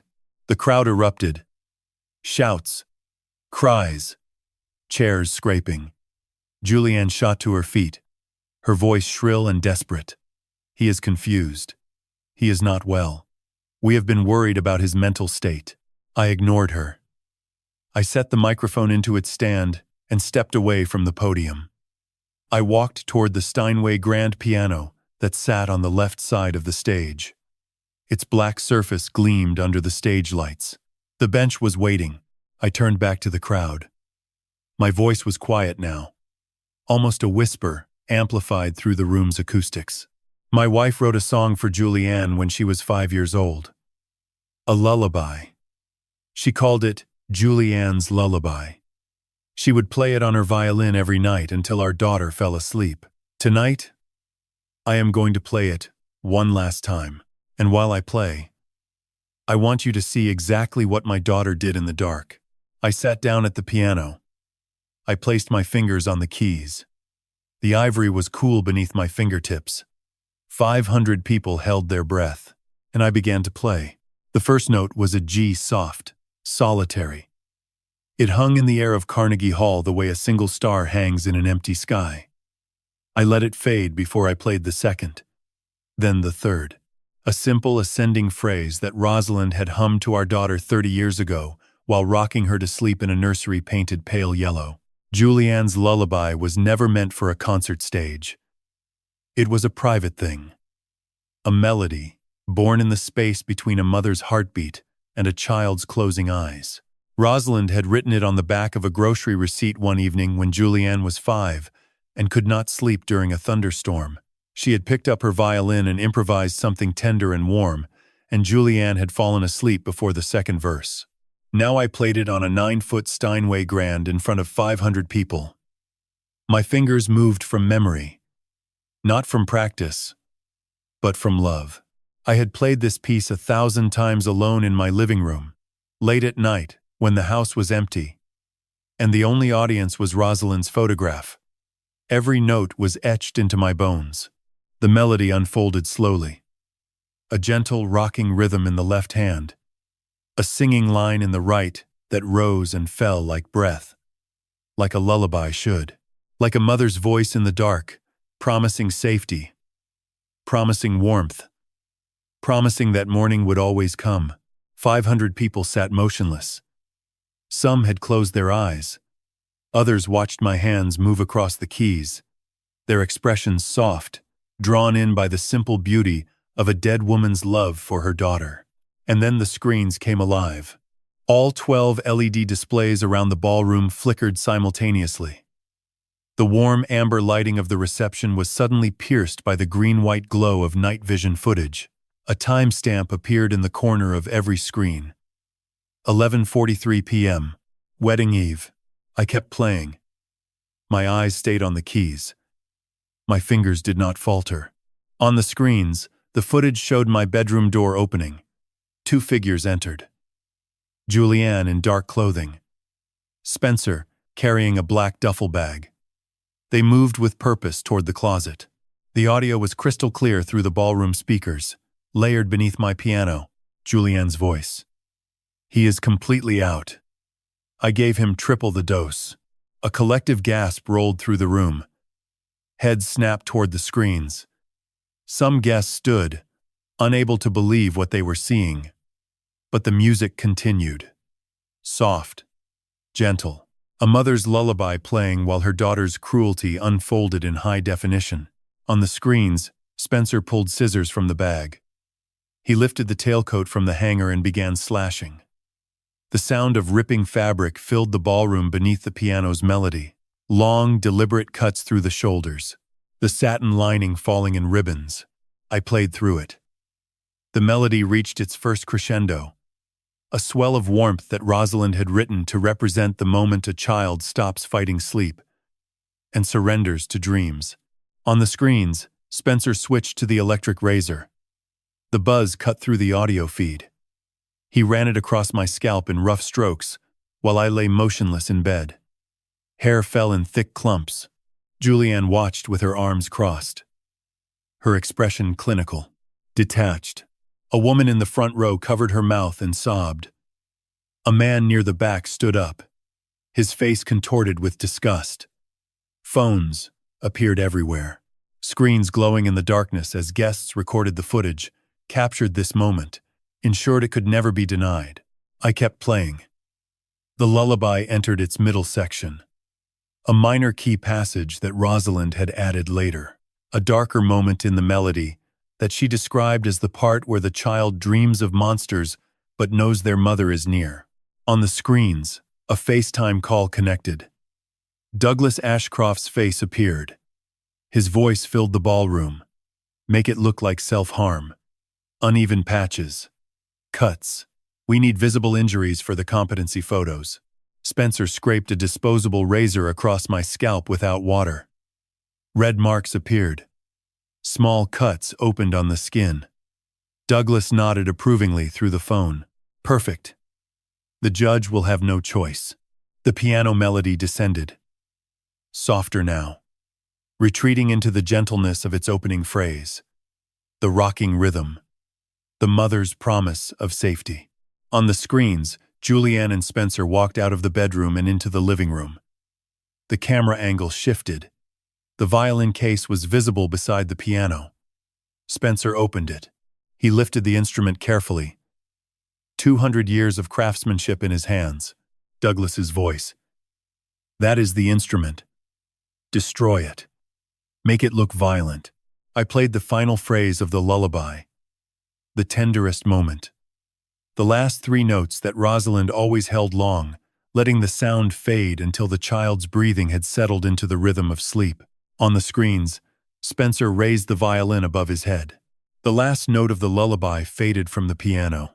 In perfect silence, 500 people watched Spencer bring Rosalind's violin down against the hardwood floor.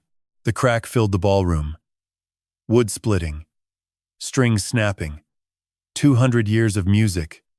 Dying in a single violent motion. He struck it again. And again. Julianne's voice came through the speakers. God, that feels good. That thing was practically a shrine. I lifted my hands from the keys. The piano was silent. The video continued for 3 more seconds. Douglas's voice. Once the competency hearing is successful, we move Sullivan into the care facility within 2 weeks. The music dies with him. Then the screens went black. 500 people sat in absolute silence.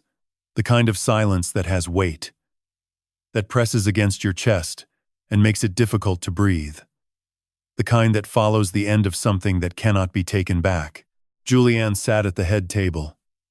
Her face was white, streaked with mascara. Her hands trembled in her lap. Spencer had gone rigid beside her. Douglas was halfway out of his chair, his face purple with rage and fear. I sat at the piano bench, my hands resting in my lap, my head bowed slightly.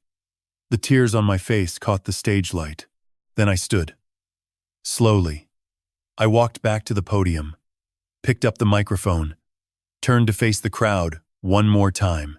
My voice was quiet. hoarse. But every word carried to the farthest corner of that hall. That was the last song my wife ever wrote. She composed it for our daughter when Julianne was 5 years old. A lullaby to help her sleep, to tell her she was safe, to tell her she was loved. I paused. Last night, while that daughter drugged me and destroyed everything her mother left behind, the camera recorded every second, every word, every laugh. I looked at Julianne, and now 500 people have seen it too. The ballroom erupted. Shouts, sobs, chairs scraping, phones raised. The chaos of truth hitting a room full of people who were never meant to hear it. I raised my hand. The noise dimmed slightly. Not fully, but enough. There is more. The video had proven what they did. Now I needed 500 people to understand why. This was not a family dispute. This was not a father and daughter who could not communicate. This was organized financial crime disguised as a wedding. Lawrence Kim stood from his seat near the back of the ballroom.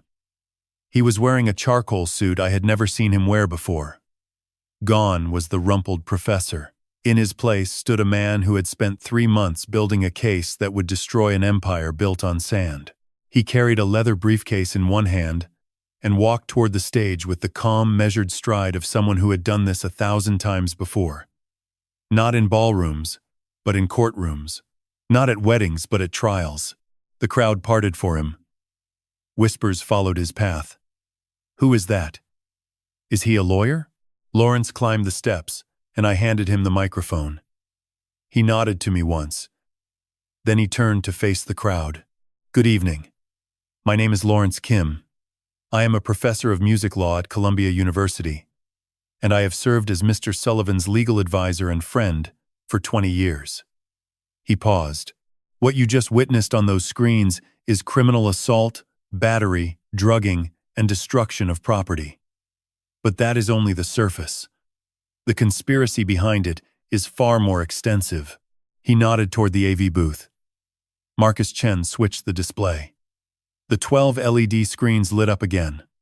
This time, they showed a financial spreadsheet. The header read Ashcroft Holdings Group, Assets and Liabilities. Lawrence pointed to the screen. The Ashcroft family is bankrupt, not struggling. Bankrupt. Douglas Ashcroft's production company owes $9.5 million to creditors across 4 states. His total liabilities exceed his assets by $7.3 million. Gasps echoed through the ballroom. Spencer stood up from the head table. That is confidential information. Lawrence did not flinch. It ceased being confidential when you conspired to defraud my client. He turned back to the crowd. It gets worse. The screen changed. An official document appeared. The seal of the Securities and Exchange Commission, prominent at the top. Lawrence read aloud.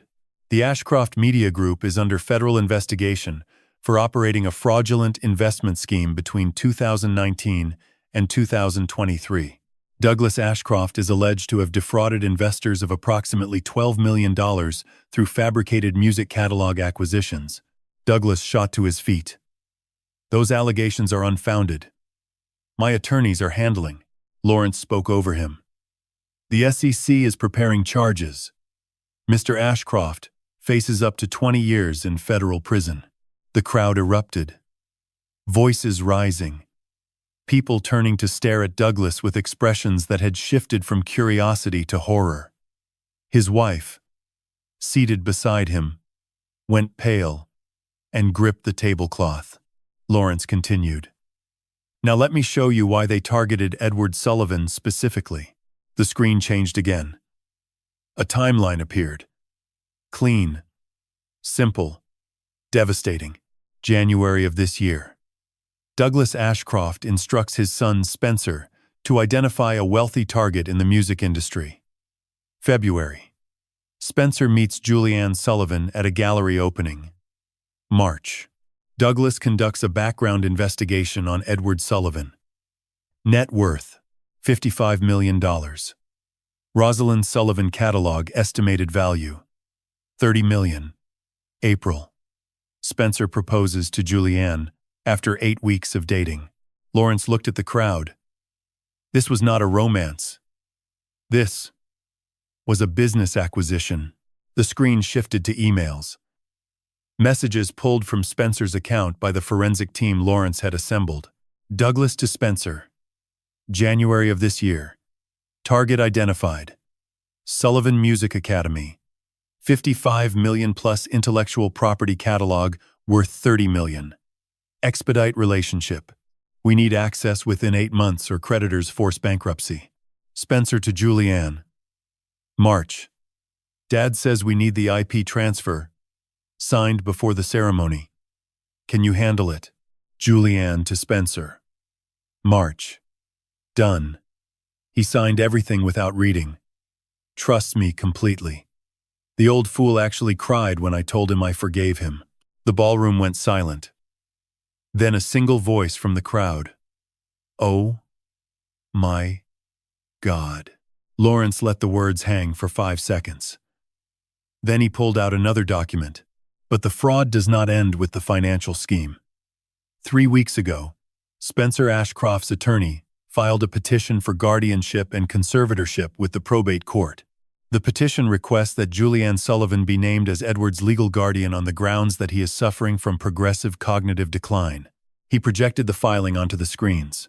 2 psychiatrists signed affidavits supporting this claim. Neither has ever met Edward Sullivan. Neither has ever examined him. Neither has ever been in the same room with him. Lawrence paused. Both admitted, through intermediaries, that they were paid $15,000 each by Douglas Ashcroft to sign their names to a medical document about a patient they have never seen. Shouts erupted. A man near the middle stood. That is medical fraud. Lawrence nodded. It is. And it carries its own criminal penalties. He pulled out one final document. The screens displayed an email. The largest text on the screen. The words that had burned into my memory since the night I first read them. This is from Douglas Ashcroft to his son Spencer. Sent 3 weeks ago. Lawrence read it aloud, his voice steady and clear. Once the competency hearing is successful, we move Sullivan into the Greenfield Care Facility within 2 weeks. Full access to all accounts. We liquidate the catalog first. 30 million in IP rights covers our debt immediately. Then we sell the academy piece by piece. 7 campuses, 55 million in real estate and brand value. The old man will be too medicated to fight back. The music dies with him. The music dies with him. Lawrence repeated the phrase slowly. Let it sink into 500 minds. They plan to commit Edward Sullivan to a psychiatric facility, medicate him into silence, liquidate every piece of music his wife ever composed. Sell the academy he spent 17 years building, and let Rosalind Sullivan's legacy disappear from the world. He looked directly at Douglas, then at Spencer, then at Julianne. That is conspiracy to commit fraud. Filing false medical documents, bribery of licensed physicians, securities fraud under federal investigation, assault and battery through drugging, destruction of property valued at over $2 million, and attempted elder abuse through fraudulent conservatorship proceedings. He turned to the crowd. Every phone in this room has been recording. This footage will be subpoenaed. You are all witnesses to a criminal conspiracy that spans 9 months, 3 states, and approximately $97 million in targeted assets. Douglas lunged from his chair. This is slander. This is fabricated. I will sue every person in this room. Lawrence's voice was ice. You are welcome to try. But I should inform you that the FBI has been monitoring this situation for 6 weeks, and the evidence I have presented tonight has already been submitted to federal prosecutors. Douglas went white. He sat down heavily. His wife was crying. Spencer stood beside Julianne, his face the color of old paper, his hands shaking at his sides. Lawrence turned back to the crowd. He straightened his jacket. And one more thing. The transfer documents Julianne convinced her father to sign are void. Obtained under duress. through fraudulent misrepresentation. I filed the motions yesterday. The Academy is safe. The catalog is protected. Edward Sullivan remains the sole owner of everything he built. He looked at me. I nodded. Lawrence set the microphone down and stepped aside. The ballroom was chaos. 500 people processing the scope of what they had just heard. But the night was not over. My son had something to say, and his words would cut deeper than any legal document ever could. I thought Lawrence's evidence would be the final blow. The legal documents. The financial records. The emails laid bare in front of 500 witnesses. But my son Daniel had something to say, and his words would reach places that no legal brief could touch. The place where love lives. The place where a mother's memory is either honored or betrayed. Daniel stood from the second row. The movement was slow, deliberate. His face was streaked with tears he had not wiped away. His jaw was set. His eyes were fixed on one person, Julianne. I stepped aside and handed him the microphone. He took it without looking at me. Julianne, look at me. She did not move. Her head stayed down. His voice rose. Not a shout. A command. Look at me. She raised her head. Her eyes were red. Hollow. Daniel took a breath. When Mom died, I was 13 years old. I barely remember her face anymore. Sometimes, I look at photographs and cannot connect the woman in the image to the mother I knew. Her voice is gone from my memory. The way she said my name, the sound of her laugh. He paused, but I remember one thing perfectly. The sound of her violin. That specific resonance. The way it filled a room and made everything else disappear. I hear it in my dreams sometimes, and for just a moment, she is still alive. His eyes hardened. You destroyed that. You and your husband took the last physical trace of our mother's voice and smashed it on the floor like it meant nothing. Julianne whispered. Daniel, please. I did not mean. You laughed. His voice cut like glass. I watched the footage. You stood there while Spencer broke Mom's violin, and you laughed. You said it felt good. His voice cracked. She played that violin for you every night. Every single night, until you fell asleep.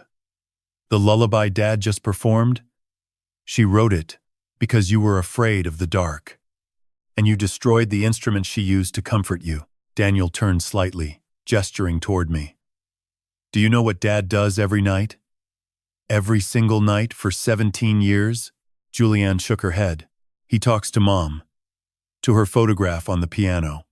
He tells her about his day, about the academy, about us.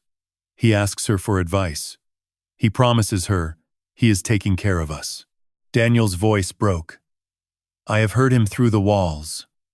Rosalind. Julianne got a promotion today. Or Daniel finished his first symphony. Or just, I miss you. I stood off to the side. Tears ran freely down my face. Last week, I went to Dad's office. He did not know I was there. He was practicing the speech he wrote for tonight and talking to Mom's picture.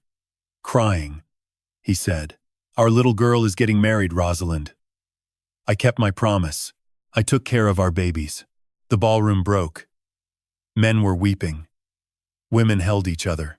Daniel turned back to Julianne. His voice went cold. And what did you do? You drugged him. You shaved his head. You called him pathetic. You plotted to lock him in a facility and steal everything he spent 17 years building. He took a step forward. Mom died of a stroke. Not poverty. Not neglect. Dad did not kill her. He loved her more than his own life. And you spent 17 years punishing him for something that was never his fault. Julianne sobbed. I was a child. I was grieving. You were 16. I was 13. I was grieving too. But I did not spend 17 years destroying the only parent we had left. He reached behind the podium. His hand emerged, holding something wrapped in black cloth. He unwrapped it slowly. A fragment of curved maple. Cracked varnish. A piece of the violin's body. The grain still visible. The lacquer still catching the stage light. Daniel descended the steps and crossed to the head table. He stood directly in front of Julianne and placed the fragment on the table. Gently. The way you place a flower on a grave. You broke Mom's violin. His voice was quiet now. But you cannot break her music. He straightened. 3 years ago, I started recording every piece of music Mom ever wrote. Every lullaby. Every sonata. Every unfinished concerto. Every melody she hummed while cooking dinner. Preserved digitally on encrypted servers that you will never access. He looked at her steadily. Her legacy is safe. It belongs to the world now. To the 47,000 students at the academy. Not to you. Never to you.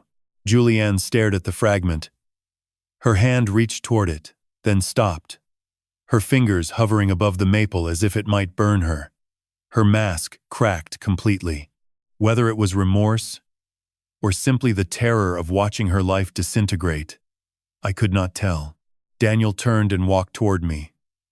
He wrapped his arms around me and I held him the way I had held him when he was 13 and his mother had just been lowered into the ground. A single person began to clap. Then another. The applause built until 500 people were on their feet. A standing ovation at a wedding. For the father, not the bride. Daniel whispered against my shoulder. I love you, Dad. I held him tighter. I love you too, son. Your mother would be so proud of who you have become.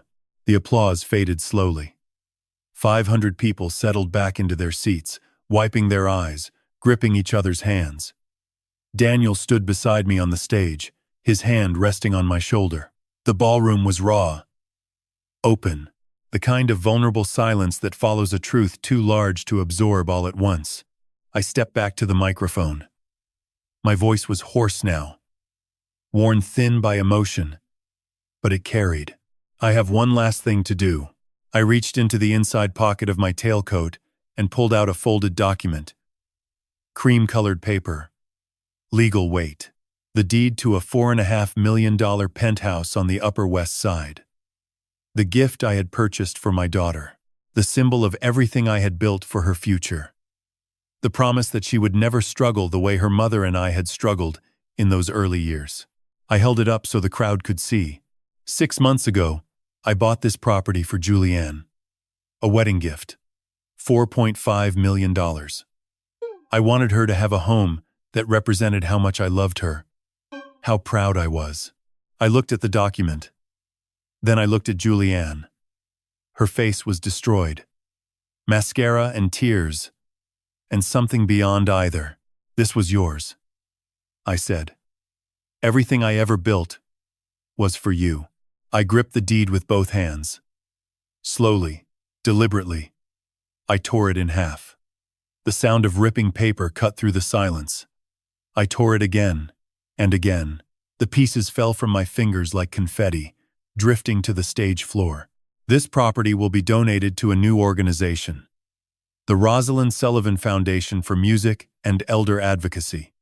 A center dedicated to protecting elderly people from financial exploitation by their own families, and providing music education to children who cannot afford it. Applause erupted. Immediate and thunderous. My wife believed music could save anyone. This foundation will carry her name and her mission long after I am gone. I pulled out a second document. Smaller. Folded once. This is my last will and testament. Updated 1 week ago. 50% to my son Daniel, who has earned my trust every single day of his life. 40% to the Rosalind Sullivan Foundation. 10% to charitable organizations supporting music education. To Julianne Sullivan Ashcroft. Nothing. Not a dollar. Not a share. Not a single note of her mother's music. I looked at her one final time. You are no longer my daughter. I release you from this family. As far as I am concerned, Rosalind and I only ever raised one child, Julianne collapsed forward onto the table, her body shaking with sobs so violent they were silent. Spencer sat frozen beside her, staring at nothing. I was about to set the microphone down when movement caught my eye. The main doors at the back of the ballroom opened. A figure stepped through. A woman in a simple navy dress. Silver-streaked auburn hair, hands that moved with quiet grace. Catherine. She walked down the center aisle. Her expression was calm, determined, unafraid. 500 heads turned to follow her. The crowd parted without being asked, as if they sensed that this woman belonged here more than anyone in a designer gown. She reached the stage and climbed the steps. She stood in front of me, her eyes searching my face, taking in the scars, the bare scalp, the tears, the exhaustion. "I was not invited," she said. "But I was not about to let you face this alone." I could not speak. I pulled her into my arms and held her. Her warmth pressed against my chest. Her hands rested on my back. She smelled like lavender and something clean and honest. The crowd erupted in applause again. Spontaneous and genuine. Catherine pulled back slightly and looked at Julianne. Her voice carried clearly, though she had no microphone. "Rosalind would have wanted someone here who actually loves him." Daniel stepped forward. He took Catherine's hand and squeezed it. "Mom would have loved you," he said. The three of us stood together on that stage. Bald, scarred conductor. Quiet, steady woman. Loyal, brave son. A family not built by blood alone, but by choice. By showing up. By refusing to let cruelty have the final word. I turned back to the microphone one last time. "Julianne." She looked up. Her face. A ruin. "This morning you told me this was your day. You were right. This is your day. This is what you built. Look around." I gestured to the chaos. Guests recording on phones. Tables in disarray. Spencer with his head in his hands. Douglas being approached by two men in dark suits near the exit. "You wanted to marry into the Ashcrofts. Congratulations. You married criminals. You wanted me to look pathetic. Who is the pathetic one now?" I dropped the microphone. The thud echoed through the speakers. We stepped off the stage. Daniel on my left. Catherine on my right. We walked toward the exit. Behind us, 500 people rose to their feet again. Another standing ovation. The sound followed us like a wave. We were halfway through the lobby when the ballroom doors burst open behind us. Douglas Ashcroft came charging through, his face crimson, his eyes wild with rage and desperation. "You destroyed everything," he roared. He lunged forward, his fist swinging. Daniel stepped between us instantly. The fist caught the edge of Daniel's shoulder. He barely flinched. Two security guards materialized from either side. They grabbed Douglas by the arms and forced him to the marble floor. He thrashed, screaming, "Do you know who I am? I will ruin you." Police officers appeared at the entrance. They had been waiting. One knelt beside Douglas and produced handcuffs. "Sir, you are under arrest for assault." Douglas was still screaming as they cuffed him and dragged him toward the exit. His wife followed, hysterical, clutching her purse like a lifeline. A police officer approached me. "Mr. Sullivan, we will need your statement." Lawrence appeared beside us, briefcase in hand. "Tomorrow.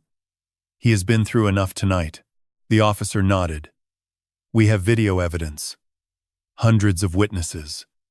He glanced at his phone. "It is already on social media. Trending number 1. Catherine steadied me, her hand warm in mine. "Are you all right?" I looked at her. At Daniel. At Lawrence. Standing behind us like a sentinel. "I am now." We walked out of Carnegie Hall into the cool night air. The city hummed around us. Streetlights cast long shadows on the sidewalk. Behind us, through the heavy doors, I heard Julianne screaming my name. Not Dad. Not Father. Just Edward, like I was a stranger. I did not look back. Not even once.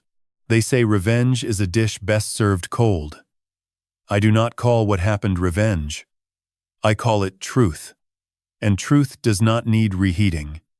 It does not need garnish or presentation. It simply needs to exist in the open, where people can see it clearly. 1 year has passed since that night at Carnegie Hall. 12 months since I walked out of my daughter's wedding and never looked back. The scars on my scalp have faded. My hair has grown back. Shorter than before. Silver and close-cropped. When I run my hand over it each morning, I still feel the faint ridges where the razor pressed too hard. I will carry those marks for the rest of my life. But they no longer hurt. They are simply part of the story now. Evidence that I survived. Something I was not meant to survive. The legal aftermath was swift. Douglas Ashcroft was convicted on 7 counts of securities fraud, conspiracy to commit elder abuse, bribery of medical professionals, and obstruction of justice. He was sentenced to 10 years in federal prison. His assets were seized. The Ashcroft estate was auctioned to pay creditors. The empire of 4 generations reduced to a line item in a bankruptcy filing. Spencer Ashcroft received 3 years of probation, 200 hours of community service, and a permanent restraining order preventing him from contacting me or any member of my family. The marriage was annulled on grounds of fraud within 3 months of the wedding. Julianne received 18 months of suspended sentence, 400 hours of community service, and a $50,000 fine for conspiracy and assault. She lost her career. Her social circle evaporated overnight. The last I heard from Daniel, who still tracked her out of protective instinct. She was working at a retail store in New Jersey, living in a 1-bedroom apartment, alone. Her letters arrive at my office every few weeks, forwarded by my assistant, unopened. I do not read them. I do not know if I ever will. I feel no satisfaction in their destruction, only a quiet, hollow relief that it is over, that the music survived, that Rosalind's legacy is safe. 6 months ago, on a Tuesday morning in March, I married Catherine Walsh. The ceremony was held in the living room of our brownstone. Daniel stood as my best man. Lawrence served as witness. A string quartet from the academy played Schubert. Catherine wore a cream dress and held wildflowers she had picked from her garden that morning. I wore a simple gray suit. No tailcoat. No $20,000 fabric. Just a man and a woman promising to take care of each other for whatever time remained. When the officiant pronounced us husband and wife, Daniel applauded so loudly that the neighbors knocked on the wall. Catherine laughed. I kissed her, and for the first time in 17 years, the brownstone did not feel empty. The academy continued to grow. Valuation reached $75 million this year. 3 new scholarship programs launched in Rosalind's name. Daniel's recordings of her complete catalog were released digitally, downloaded over 2 million times in the first month.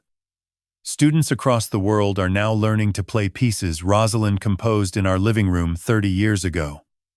Her music did not die. It multiplied. Today was the day I had been waiting for. The grand opening of the Rosalind Sullivan Foundation at the penthouse I once intended to give my daughter. We converted it into something better. A resource center with offices for elder law attorneys. A counseling suite for families navigating financial exploitation. A small concert hall on the top floor with a view of the Hudson River where academy students perform free recitals for the community every Saturday. We named it Rosalind Hall. 200 people filled the reception area this afternoon. I stood at the podium, Catherine beside me, Daniel in the front row. A year ago, I stood in front of 500 people at my daughter's wedding, I said. I showed them a video of her drugging me, shaving my head, and destroying my late wife's violin while she laughed. Then I tore up the deed to this property and let the pieces fall like confetti. The crowd was silent. I do not regret it. This building represents something real now. In the past 12 months, 31 people have found legal protection here. 31 elderly men and women whose own children tried to steal from them, manipulate them, or erase them from their own lives. Rosalind believed music could save anyone. This foundation proves that legacy can too. A reporter approached me afterward. The video of your speech has 45 million views.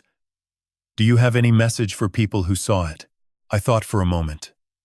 Elder abuse is more common than people think. It is not always physical. Sometimes it is a signature on a document you did not read. Sometimes it is a cup of tea from someone you trust. If this foundation can help even one person recognize the danger before it is too late, then everything I went through was worth it. That evening, I drove to Westchester alone. The cemetery was quiet in the fading light. The trees had turned gold and amber, their leaves drifting down around the headstones like whispered applause. I knelt before Rosalind's grave. The marble was cool beneath my hand. I kept my promise, I whispered. The music is alive. 47,000 students. 2 million downloads. Your lullaby has been played in living rooms and classrooms and concert halls across the world. I paused. Daniel is strong. Kind. Everything you hoped he would be. He married a cellist last month. You would have loved her. The wind stirred the leaves. And Julianne. I took a breath. I tried, Rosalind. For 17 years I gave her everything I had, but I could not save her from herself. And I have finally stopped trying. I stayed until the last light faded from the sky. Until the stars appeared one by one above the river. Then I stood, kissed my fingertips, and pressed them against her name, carved in stone. Goodbye, my love. Not forever. Just for now. I will come back. I always do. I drove home to Catherine. To dinner on the table and music playing softly from the kitchen radio.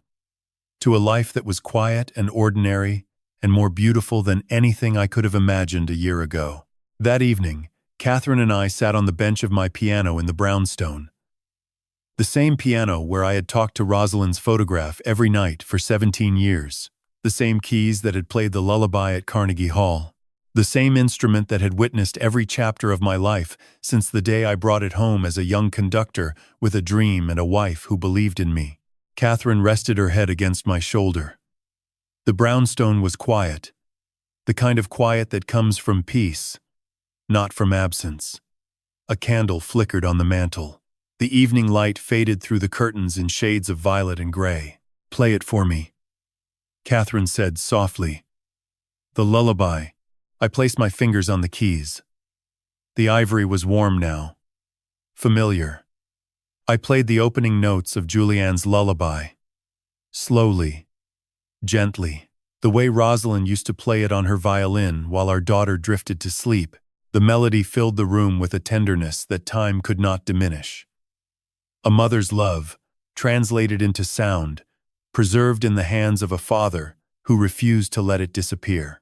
I played it through once, every note, every phrase, the rocking rhythm, the minor key passage where the child dreams of monsters, the tender resolution where morning comes and everything is safe again. When the last note faded, I lifted my hands.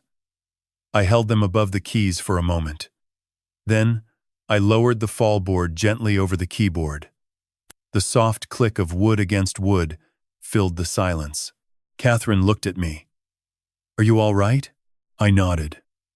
That was the last time I will play it. She understood without asking why. Some songs are not meant to be repeated forever. Some songs serve their purpose and then need to rest. The lullaby had done its work. It had told the truth to 500 people.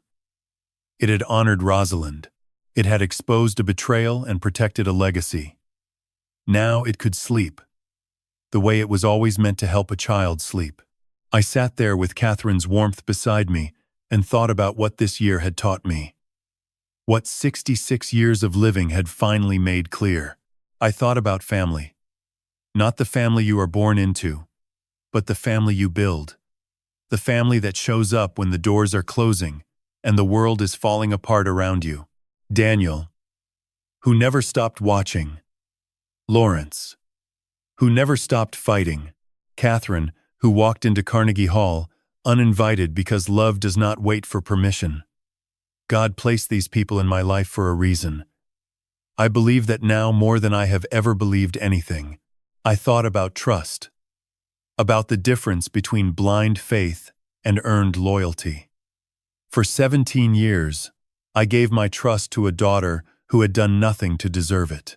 I withheld my caution because I was afraid that doubt would mean losing her forever.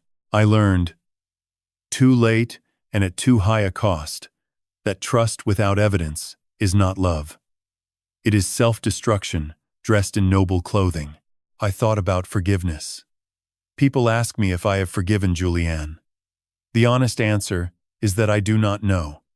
Forgiveness is not a switch you flip. It is not a decision you make once and then move on. It is a process. Some days, I feel closer to it. Other days, when I run my hand over the scars on my scalp, I feel nothing but the cold clarity of a boundary that needed to be drawn. God teaches us to forgive, but He also teaches us to protect the temples we have been given. My body, my mind, my legacy, my music. These are sacred things, and no one, not even your own child, has the right to destroy them. I thought about legacy. Rosalind's violin is gone. The wood that vibrated beneath her fingers for 20 years is splinters now. But her music lives. 2 million downloads, 47,000 students. A foundation that bears her name. A concert hall where children play her compositions every Saturday morning. You can break an instrument. You cannot break a melody. You can shatter wood and snap strings and scatter fragments across a floor. But you cannot unwrite a lullaby. You cannot unhum a tune that lives in the memory of everyone who ever heard it. God gave me the strength to stand up when everything in me wanted to collapse. He gave me the people who carried me when my legs could not carry themselves. And He gave me the grace to rebuild something beautiful from the wreckage of something broken. I do not understand His plan fully. I do not pretend to, but I trust it. The way I trust the music. The way I trust the silence between notes that gives the melody its meaning. So here I am, 66 years old, scarred but standing, rebuilt but not the same. I am not the man I was before that morning. I am something different now, something tempered by fire and refined by loss, something closer to the truth of who I was always meant to become. If you are listening to this and you recognize something in my story, if someone you love is manipulating you, isolating you, pressuring you to sign things you do not understand, making you feel small or confused or pathetic, please hear me. You are not pathetic. You are not confused. You are being targeted. And the sooner you act, the sooner you document, the sooner you reach out to someone you trust, the less they can take from you. Do not make my mistake. Do not wait until the tea has been poured and the razor has touched your skin. Act now. Protect yourself. God gave you this life. Do not let anyone steal it from you, no matter whose blood they share. Love is not an obligation to endure abuse. Family is not a contract that requires you to sacrifice your dignity. And silence is not loyalty. Sometimes the bravest thing a father can do is stand up, tell the truth, and walk away. If this story reached something inside you, I am grateful. Leave a comment. Share your own experience. Tell me what brought you here. Your words matter to me more than you know. If you want to hear more stories like this one, stories about resilience, about justice, about families who found their way back to the truth, please subscribe to this channel and turn on the notification bell. Your support keeps these stories alive. It helps other people find the courage to stand up the way I did. Thank you for staying with me until the very end. Every one of you. I am grateful. God bless you. And remember, you can break a violin, but you cannot break a song.